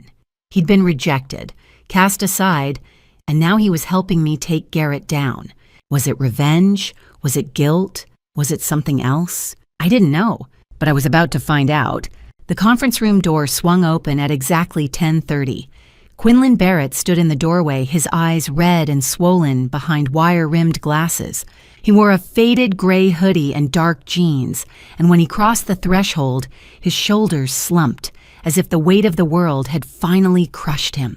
I sat opposite him at the long oak table, my hands folded, my breath shallow. Special Agent Holden Voss closed the door behind Quinlan and gestured to the empty chair. "Sit down, Mr. Barrett," Voss said quietly. His voice carried no anger, only a weary patience that filled the room. Quinlan lowered himself into the chair, gripping the edge of the table with white knuckles. I wanted to reach across and touch his hand, but my own hands felt frozen. Agent Tessa Lang stood by the projector at the far end of the room, arms crossed, her expression unreadable. Cruz Hamilton leaned against the wall near the window, notepad in hand. Voss took the seat at the head of the table and opened a manila folder. He withdrew a single sheet of paper and slid it toward Quinlan. "We received the DNA results from the state lab this morning. 99.9% certainty. Quinlan, you are Garrett Calloway's biological son." Quinlan flinched as if he'd been struck.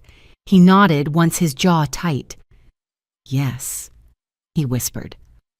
"I know." I turned to Quinlan, my chest aching. "Why didn't you tell me?" He dropped his gaze to the table. "Because I was ashamed." For a long moment, no one spoke. The hum of the fluorescent lights overhead seemed deafening. Then Quinlan drew a shaky breath and began. 1997. Garrett was 19 years old. He got a girlfriend pregnant, my mother, Sarah Barrett. She was 21, working as a waitress at a diner on East Burnside. When she told Garrett, he said he wasn't ready. He promised he'd be there, but he disappeared a week later, changed his phone number, never came back. Quinlan's voice cracked. He paused, rubbing his eyes with the heel of his palm. "My mother raised me alone. We lived in a one-bedroom apartment in East Portland. She worked double shifts to pay rent. I remember her coming home at midnight exhausted, smelling like grease and coffee. She never complained. She just kept going." I felt tears prick the corners of my eyes.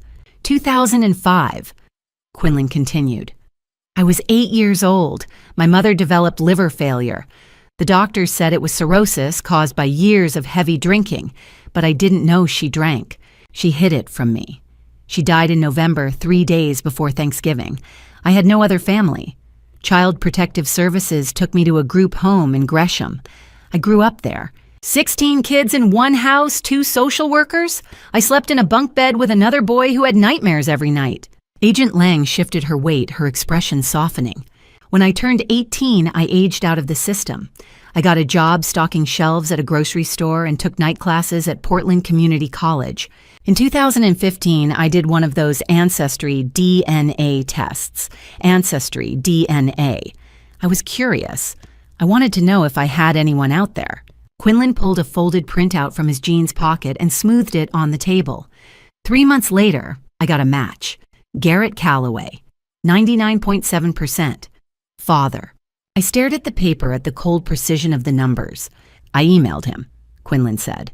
"I told him who I was. I sent him a picture of my mother. I asked if we could meet. He replied 2 days later. One line, 'I don't know you. Don't contact me again.'" Quinlan's voice grew harder. "But I couldn't let it go. I found his address. I drove to his house, 523 Hillcrest Avenue, West Lynn. He was 38 by then, married to Fallon. They had Evan, their son." I knocked on the door. Garrett opened it, looked at me, and said, "You're not my son. Don't come near my family again." He shut the door in my face. Voss leaned forward. "So you wanted revenge?" "Yes." Quinlan's voice was barely a whisper. "I earned a degree in IT. I got hired at TechWave in 2023. Brennan was my supervisor. I told him who I was. He believed me. He said Garrett had always been selfish. He warned me that Garrett had threatened him before." My heart clenched. Brennan had known. He had tried to protect Quinlan.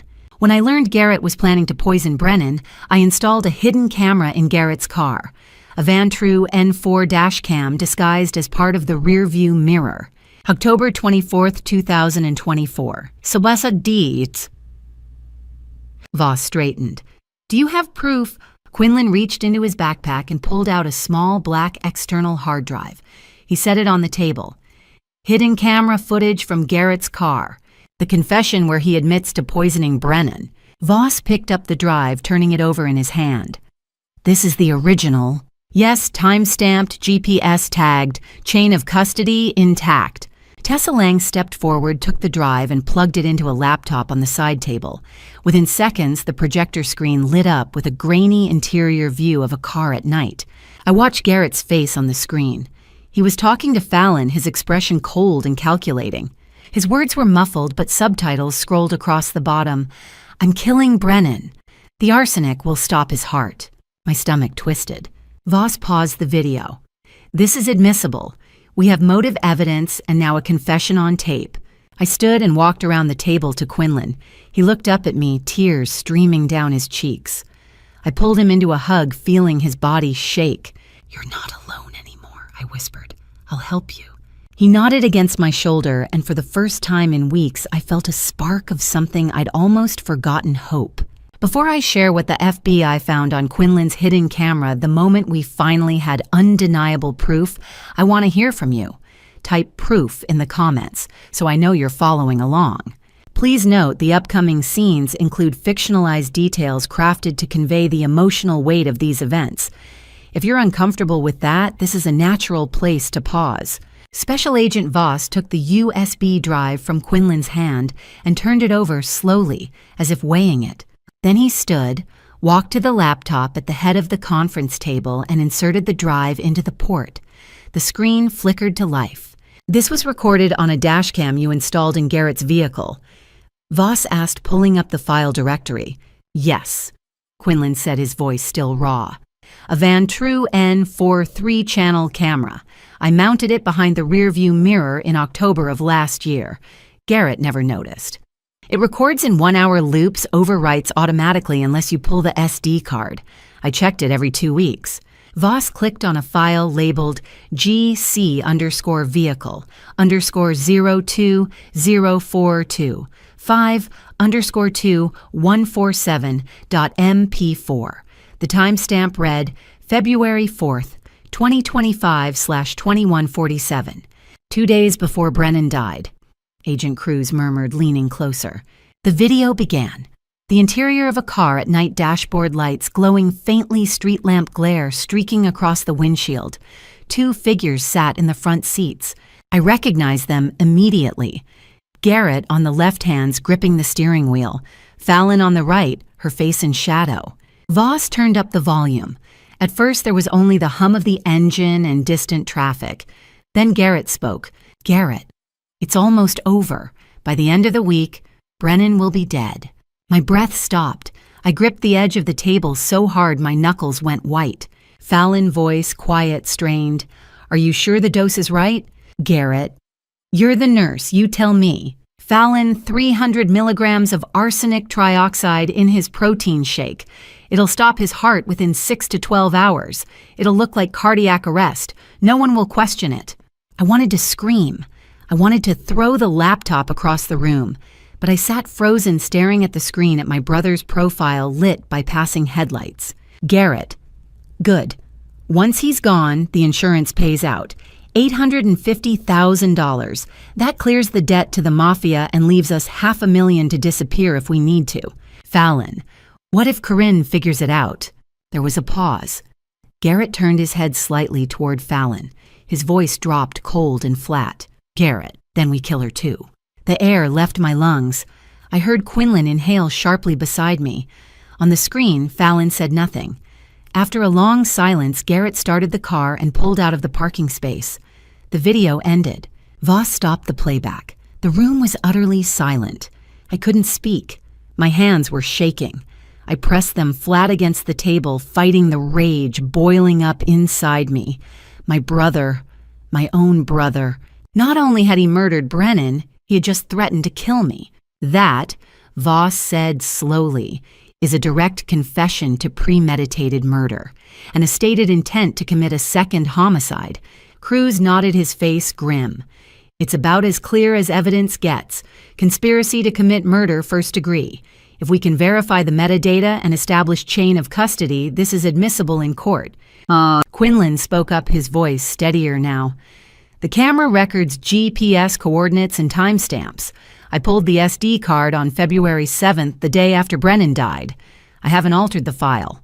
The metadata will prove it was recorded on February 4th at 9:47 p.m. in the parking lot of a Safeway on Southeast Hawthorne Boulevard. Voss made a note. We'll have our digital forensics team verify that.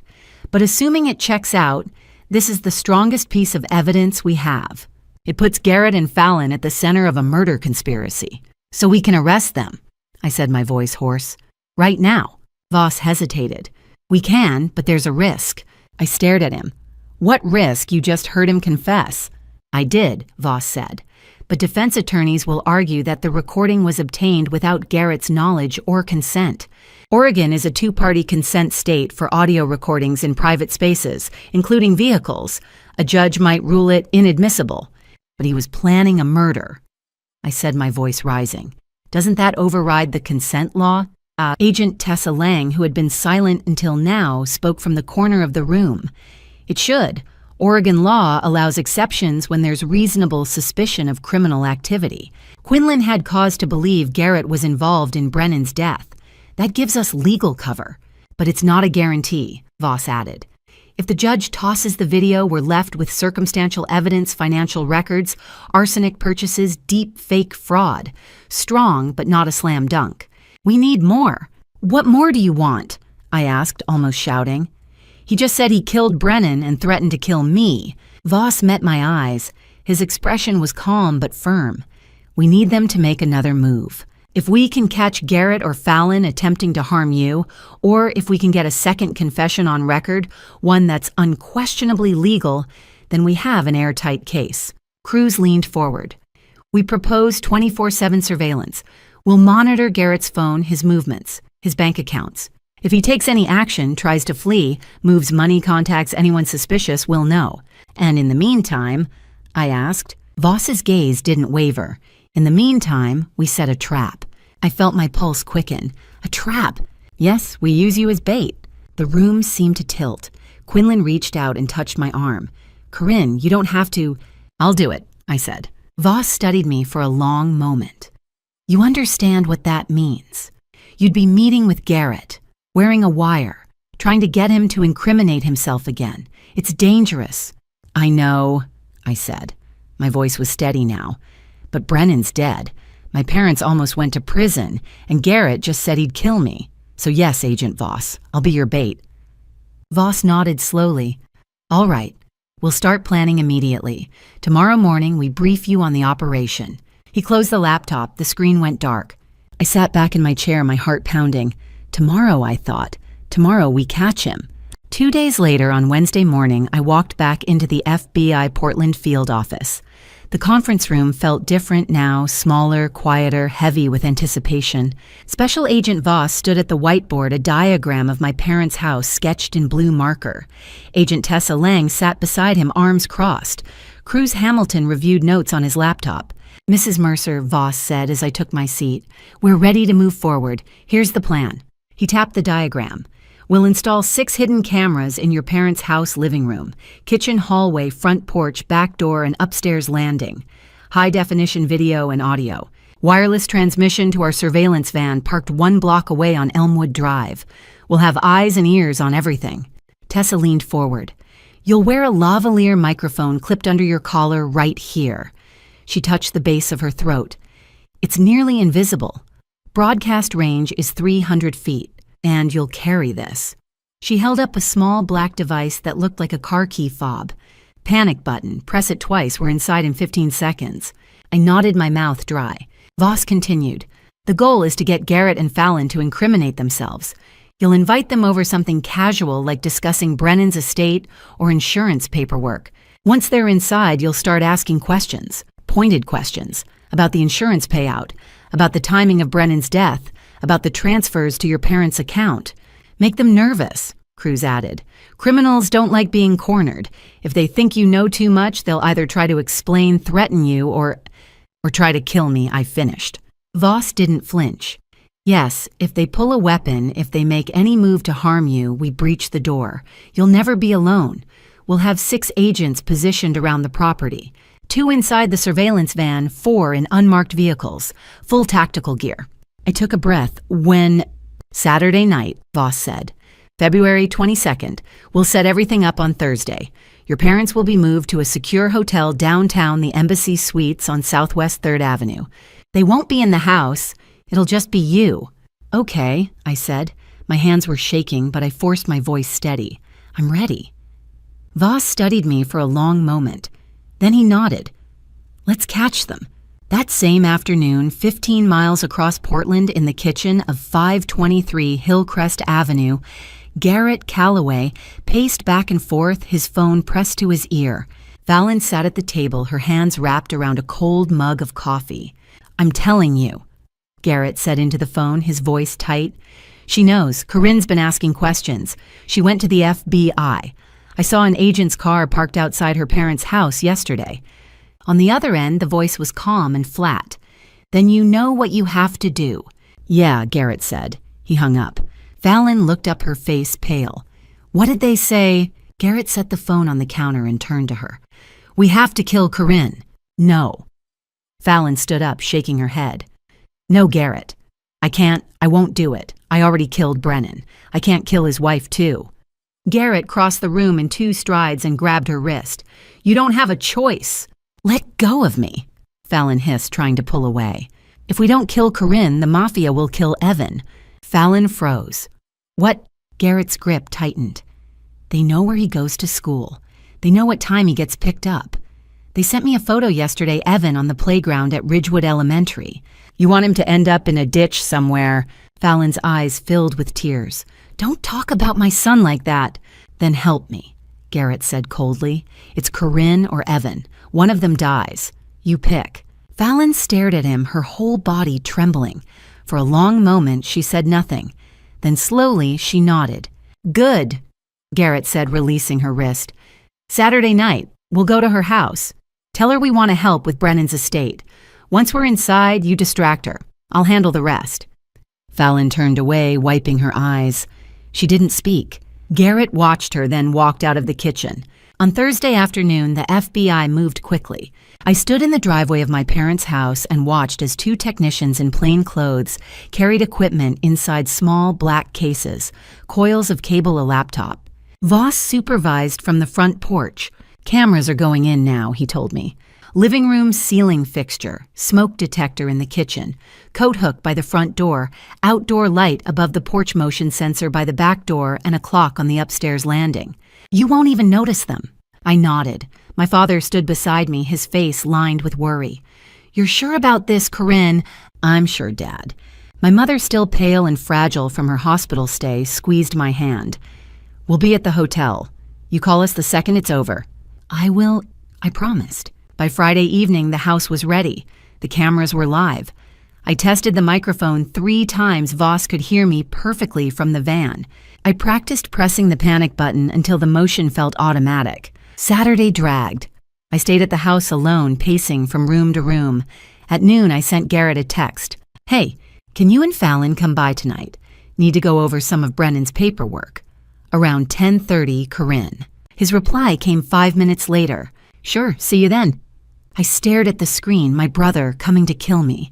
I spent the afternoon cleaning compulsively, wiping counters, straightening books, folding blankets. Anything to keep my hands busy. At 8 o'clock, Voss called. We're in position, he said. Van is parked on Elmwood. Agents are deployed. Cameras are live. You're not alone, Corinne. We're right here. Okay, I whispered. At 10 o'clock, I clipped the microphone under my collar and slipped the panic button into my jeans pocket. I turned on the living room lights and sat on the couch, hands folded in my lap. At 10:28, headlights swept across the front window. At 10:29, a car door slammed. At 10:30, the doorbell rang. I stood up. My heart was pounding so hard I could hear it in my ears. I walked to the door, took a deep breath, and opened it. Garrett stood on the porch in a dark jacket, hands in his pockets. Fallon hovered behind him, her face pale under the yellow glow of the porch light. She wouldn't meet my eyes. "Hey, sis," Garrett said, his voice soft, concerned. "We've been worried about you. You doing okay?" I forced a smile. "Come in." They stepped inside. I closed the door behind them and locked it. The click of the deadbolt echoed louder than it should have. Garrett glanced back at the door, then at me. "Living room's this way," I said, gesturing. We walked into the small living room. Garrett sat on the couch. Fallon remained standing near the doorway, arms wrapped around herself like she was cold. I sat in the armchair across from Garrett, hands folded in my lap.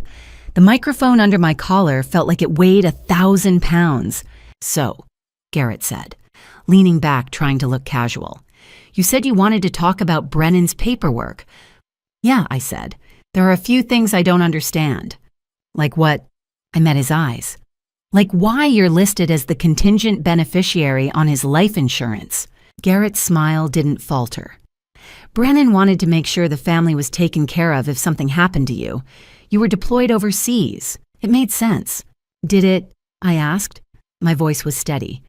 "Because the policy pays out $850,000, and there's a clause that says if I'm out of the country for more than 90 days after his death, the full amount goes to you." Garrett shrugged. "That's standard language." "Is it?" I tilted my head. "Because Brennan died on February 6th.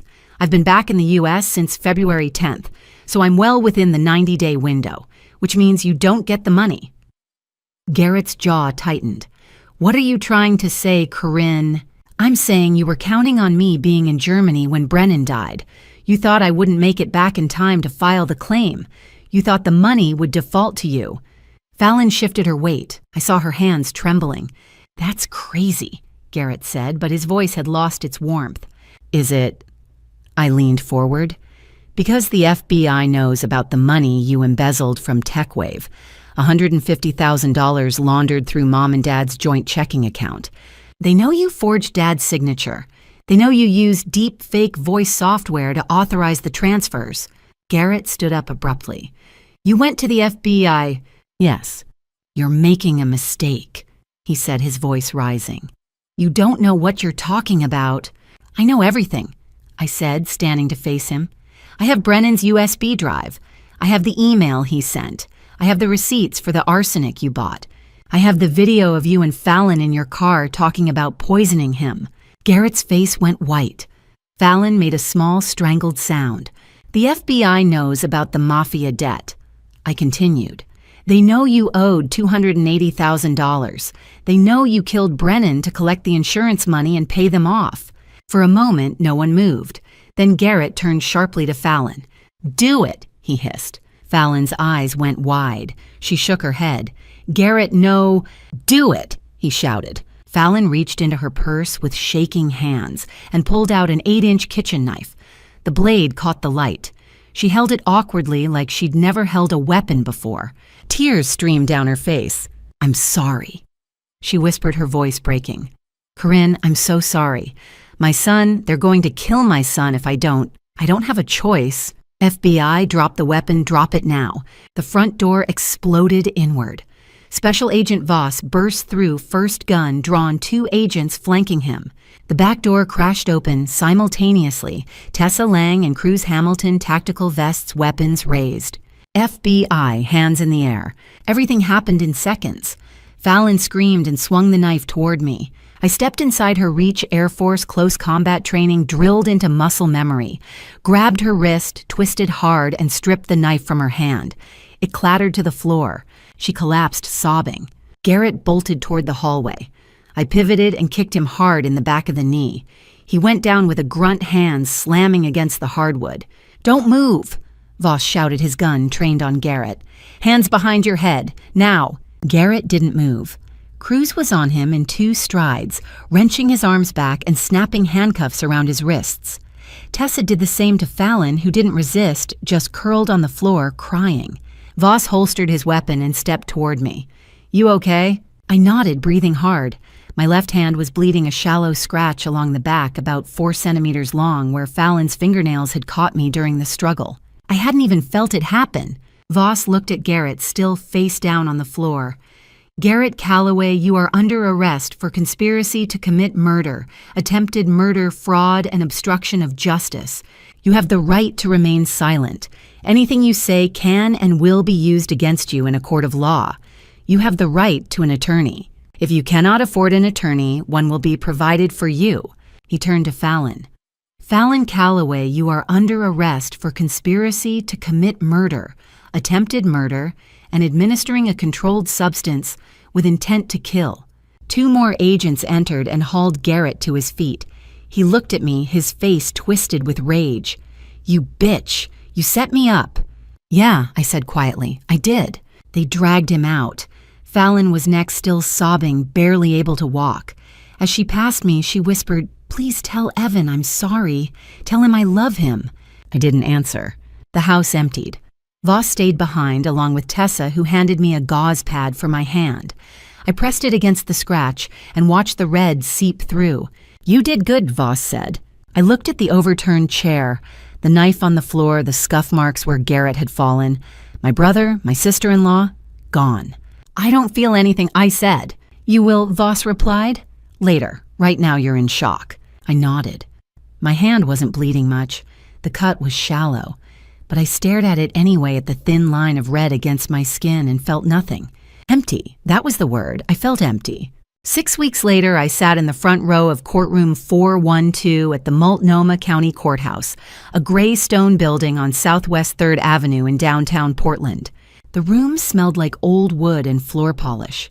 Garrett and Fallon sat at separate defense tables, each flanked by attorneys. Garrett wore a dark suit, his face blank. Fallon looked smaller somehow, her shoulders hunched, hands folded in her lap. Judge Evelyn Hargrove, a woman in her early 60s with steel gray hair and sharp eyes, presided from the bench. The jury, 12 Oregonians, 7 women and 5 men, sat in 2 rows along the left wall. Assistant District Attorney Simone Blackwell stood to deliver the opening statement. She was 44 tall and composed with close-cropped black hair and a navy suit. She'd met with me 3 times over the past month, walking me through every piece of evidence, every witness, every charge. Ladies and gentlemen of the jury. Blackwell began, her voice clear and steady. This is a case about greed, betrayal, and murder. The defendants, Garrett Calloway and Fallon Calloway, conspired to poison Brennan Mercer, a 41-year-old software engineer, husband and son, in order to collect $850,000 in life insurance. They administered arsenic trioxide over a period of 12 weeks, slowly destroying his organs. And when his wife, Corinne Mercer, began to uncover the truth, they attempted to kill her too. She paused, letting the words settle. The evidence will show that Garrett Calloway owed $280,000 to a Seattle-based criminal organization. He embezzled $150,000 from his employer and laundered it through his parents' bank account. He still needed more. So he convinced his wife, Fallon Calloway, a registered nurse, to poison Brennan Mercer. She purchased 500 grams of arsenic trioxide online. She administered it in protein shakes over 3 months, and on February 4, 2025, she injected a final lethal dose into Brennan's arm. He died on February 6th. Blackwell gestured to the evidence table where plastic bags held printouts, receipts, and USB drives. You will see video of Garrett Calloway confessing to the murder. You will hear testimony from the FBI agents who arrested them. You will hear from the forensic pathologist who performed Brennan Mercer's autopsy, and you will see surveillance footage of the defendants attempting to stab Corinne Mercer in her own home. She turned back to the jury. At the end of this trial, the state will ask you to find both defendants guilty of murder in the first degree. Thank you. She sat down. The courtroom was silent. The prosecution called its first witness Dr. Miles Whitmore, a forensic pathologist with the Oregon State Medical Examiner's Office. He was in his late 50s, bald with wire-rimmed glasses and a calm professorial manner. Blackwell stood. Dr. Whitmore, you performed the autopsy on Brennan Mercer on February 8, 2025. Can you tell the jury your findings? Dr. Whitmore opened a folder. Brennan Mercer died of acute arsenic poisoning. His blood arsenic level at the time of death was 12,500 micrograms per liter, approximately 1,250 times the normal level. Arsenic disrupts cellular respiration, causing multi-organ failure. In Mr. Mercer's case, his heart, liver, and kidneys showed severe damage. Did you find evidence of long-term exposure? Yes. Hair and bone samples revealed elevated arsenic concentrations consistent with poisoning over a period of 12 weeks. And did you find any injection sites? I did. A puncture mark on the inside of his right forearm consistent with a needle injection administered within 24 hours of death. In your professional opinion, Dr. Whitmore, was this a natural death? Absolutely not. This was homicide. Deliberate sustained poisoning followed by a final lethal injection. Thank you, Doctor. The second witness was Quinlan Barrett. He wore a gray suit and looked exhausted. Blackwell asked him to explain the dashcam video. Quinlan spoke quietly but clearly. I installed a camera in Garrett Calloway's car because I suspected he was involved in Brennan's death. On February 4th, I retrieved the memory card. The video shows Garrett and Fallon discussing the poison. Garrett said Brennan will be dead in 48 hours. Fallon confirmed she'd put 300 milligrams of arsenic in his shake. Blackwell played the video for the jury. The courtroom was silent except for the tinny audio of Garrett's voice. Once he's gone, the insurance pays out. That clears the debt. When it ended, 2 jurors were staring at Garrett with open disgust. The third witness was Special Agent Holden Voss. He testified about the FBI investigation, the USB drive. Brennan had prepared the surveillance operation, the arrest on February 22nd. We recorded the entire confrontation, Voss said. Fallon Calloway pulled a knife and attempted to stab Mrs. Mercer. Garrett Calloway ordered her to do it. The surveillance footage played. I watched myself on the screen calm direct while Fallon sobbed and swung the blade toward me. On the 4th day of trial, Fallon's attorney, Rebecca Stone, stood to present her defense. She was young, earnest, with blonde hair pulled into a tight bun. Ladies and gentlemen, Fallon Calloway is not a murderer. She is a victim. Garrett Calloway threatened her son. He told her that if she didn't help him, the mafia would kill her 8-year-old boy. She acted under duress. She had no choice. Stone played a recording of Garrett's voice from the dash cam. If we don't pay them by the end of the month, they'll kill us. They sent a photo of Evan's school. She was terrified, Stone said. She's a mother. What would you do? But when Blackwell cross-examined, she asked one question. Mrs. Calloway, did you ever go to the police? Fallon on the stand shook her head. No. Did you warn Brennan Mercer that his life was in danger? No.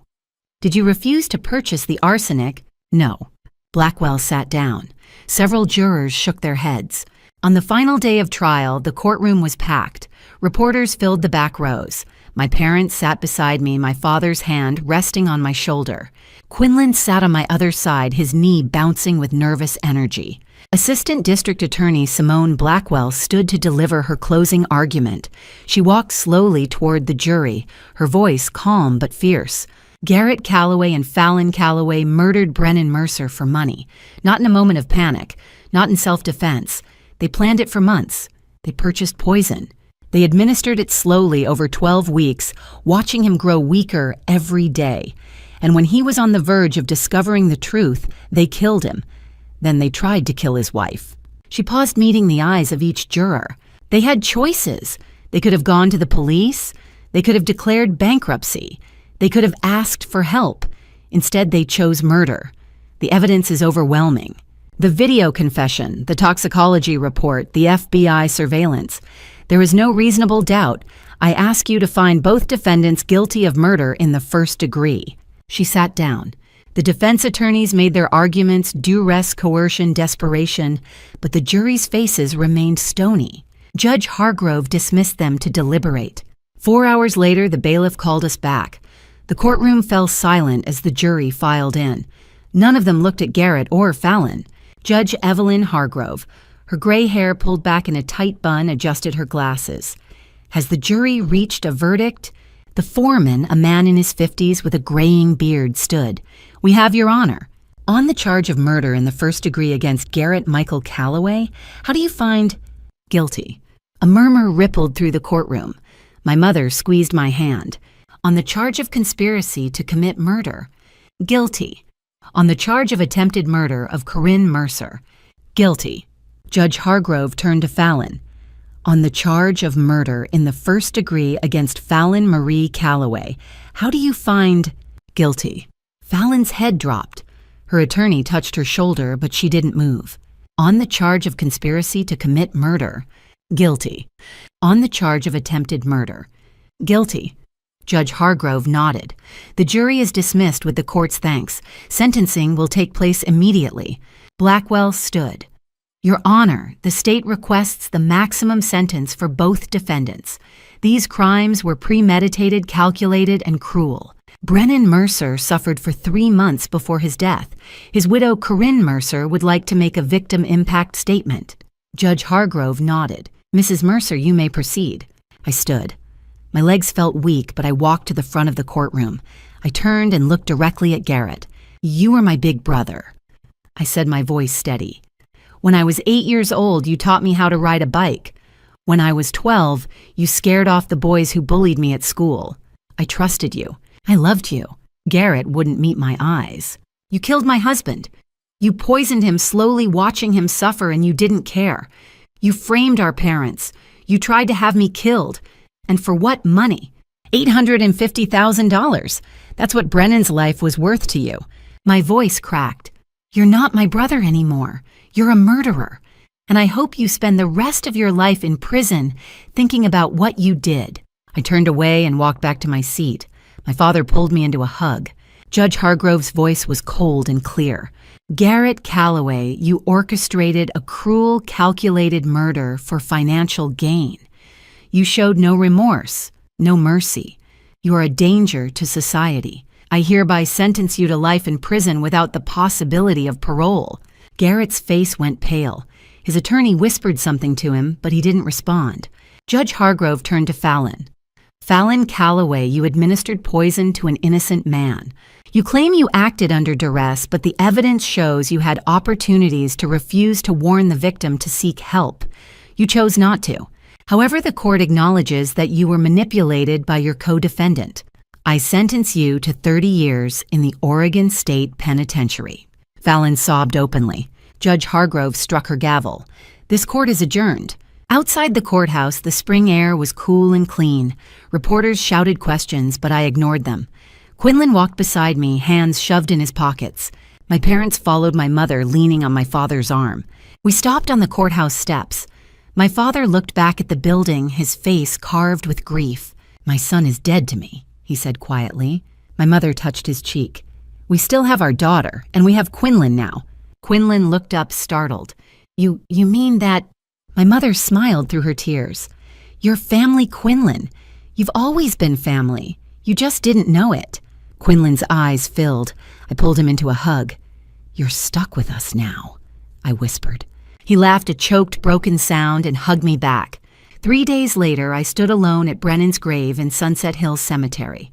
The headstone was simple gray granite engraved with his name and the dates Brennan James Mercer, 1984 to 2025. Beloved husband, son, and friend. I knelt and placed a bouquet of white roses on the grass. Hey, babe, I said softly. It's over. Garrett got life. Fallon got 30 years. They're never getting out. The wind rustled the trees overhead. I know you'd want me to forgive them. You always saw the good in people, but I can't. Not yet. Maybe not ever. I traced his name with my fingertips. Quinlan's doing okay. Mom and Dad adopted him unofficially, but it's real. He's part of the family now. The family you helped him find. My throat tightened. I miss you so much, every single day. But I'm going to keep going. For you. For our family. For the life you wanted me to have. I stood brushing the dirt from my knees. Behind me, I heard footsteps. I turned. Quinlan, my mother, and my father stood at the cemetery gate, waiting. I looked back at the headstone one last time. "I love you, Brennan. Always." Then I walked toward them, toward my family, broken but healing, scarred but whole. And for the first time in 3 months, I felt something other than grief. I felt hope. Looking back now, I realize that family betrayal cuts deeper than any stranger's cruelty ever could. When Garrett chose greed over love, when he turned family betrayal into murder, he didn't just destroy Brennan, he shattered the foundation of trust we'd built over 3 decades. Family betrayal like his leaves scars that never fully heal. If you're reading this, learn from my pain. Never assume blood makes someone loyal. Watch for the warning signs: sudden financial desperation, evasiveness, coldness, where warmth once lived. And if you suspect something is wrong, speak up. Don't wait for proof. Brennan waited, and it cost him his life. I used to believe that family revenge was the answer that I needed to personally destroy Garrett to find peace. But family revenge only perpetuates the cycle of pain. Justice came not from my anger, but from letting the law handle what I couldn't. God gave us systems of justice for a reason. Vigilante family revenge would have made me no better than him. My faith wavered during those dark months. I questioned why God allowed Brennan to suffer, why evil seemed to win. But I see now that God was working through Quinlan, through the FBI, through every piece of evidence Brennan left behind. Sometimes God's justice is slow, but it is certain. My advice: don't be like me. Don't let rage consume you. Don't let betrayal turn you bitter. Choose healing over hatred, truth over silence, and faith over despair. Thank you for walking this painful journey with me to the very end. I'd love to hear your perspective. What would you do if you found yourself in my shoes, discovering that your own sibling orchestrated such a devastating crime? Please share your thoughts in the comments below. If this story resonated with you or made you reflect on trust and justice within families, consider subscribing so you won't miss future stories that explore the complexities of human nature. A gentle reminder: while this narrative draws inspiration from themes of financial desperation and domestic crime, certain elements have been heightened for storytelling impact. If this particular style or subject matter doesn't align with your preferences, feel free to explore other content that might suit you better.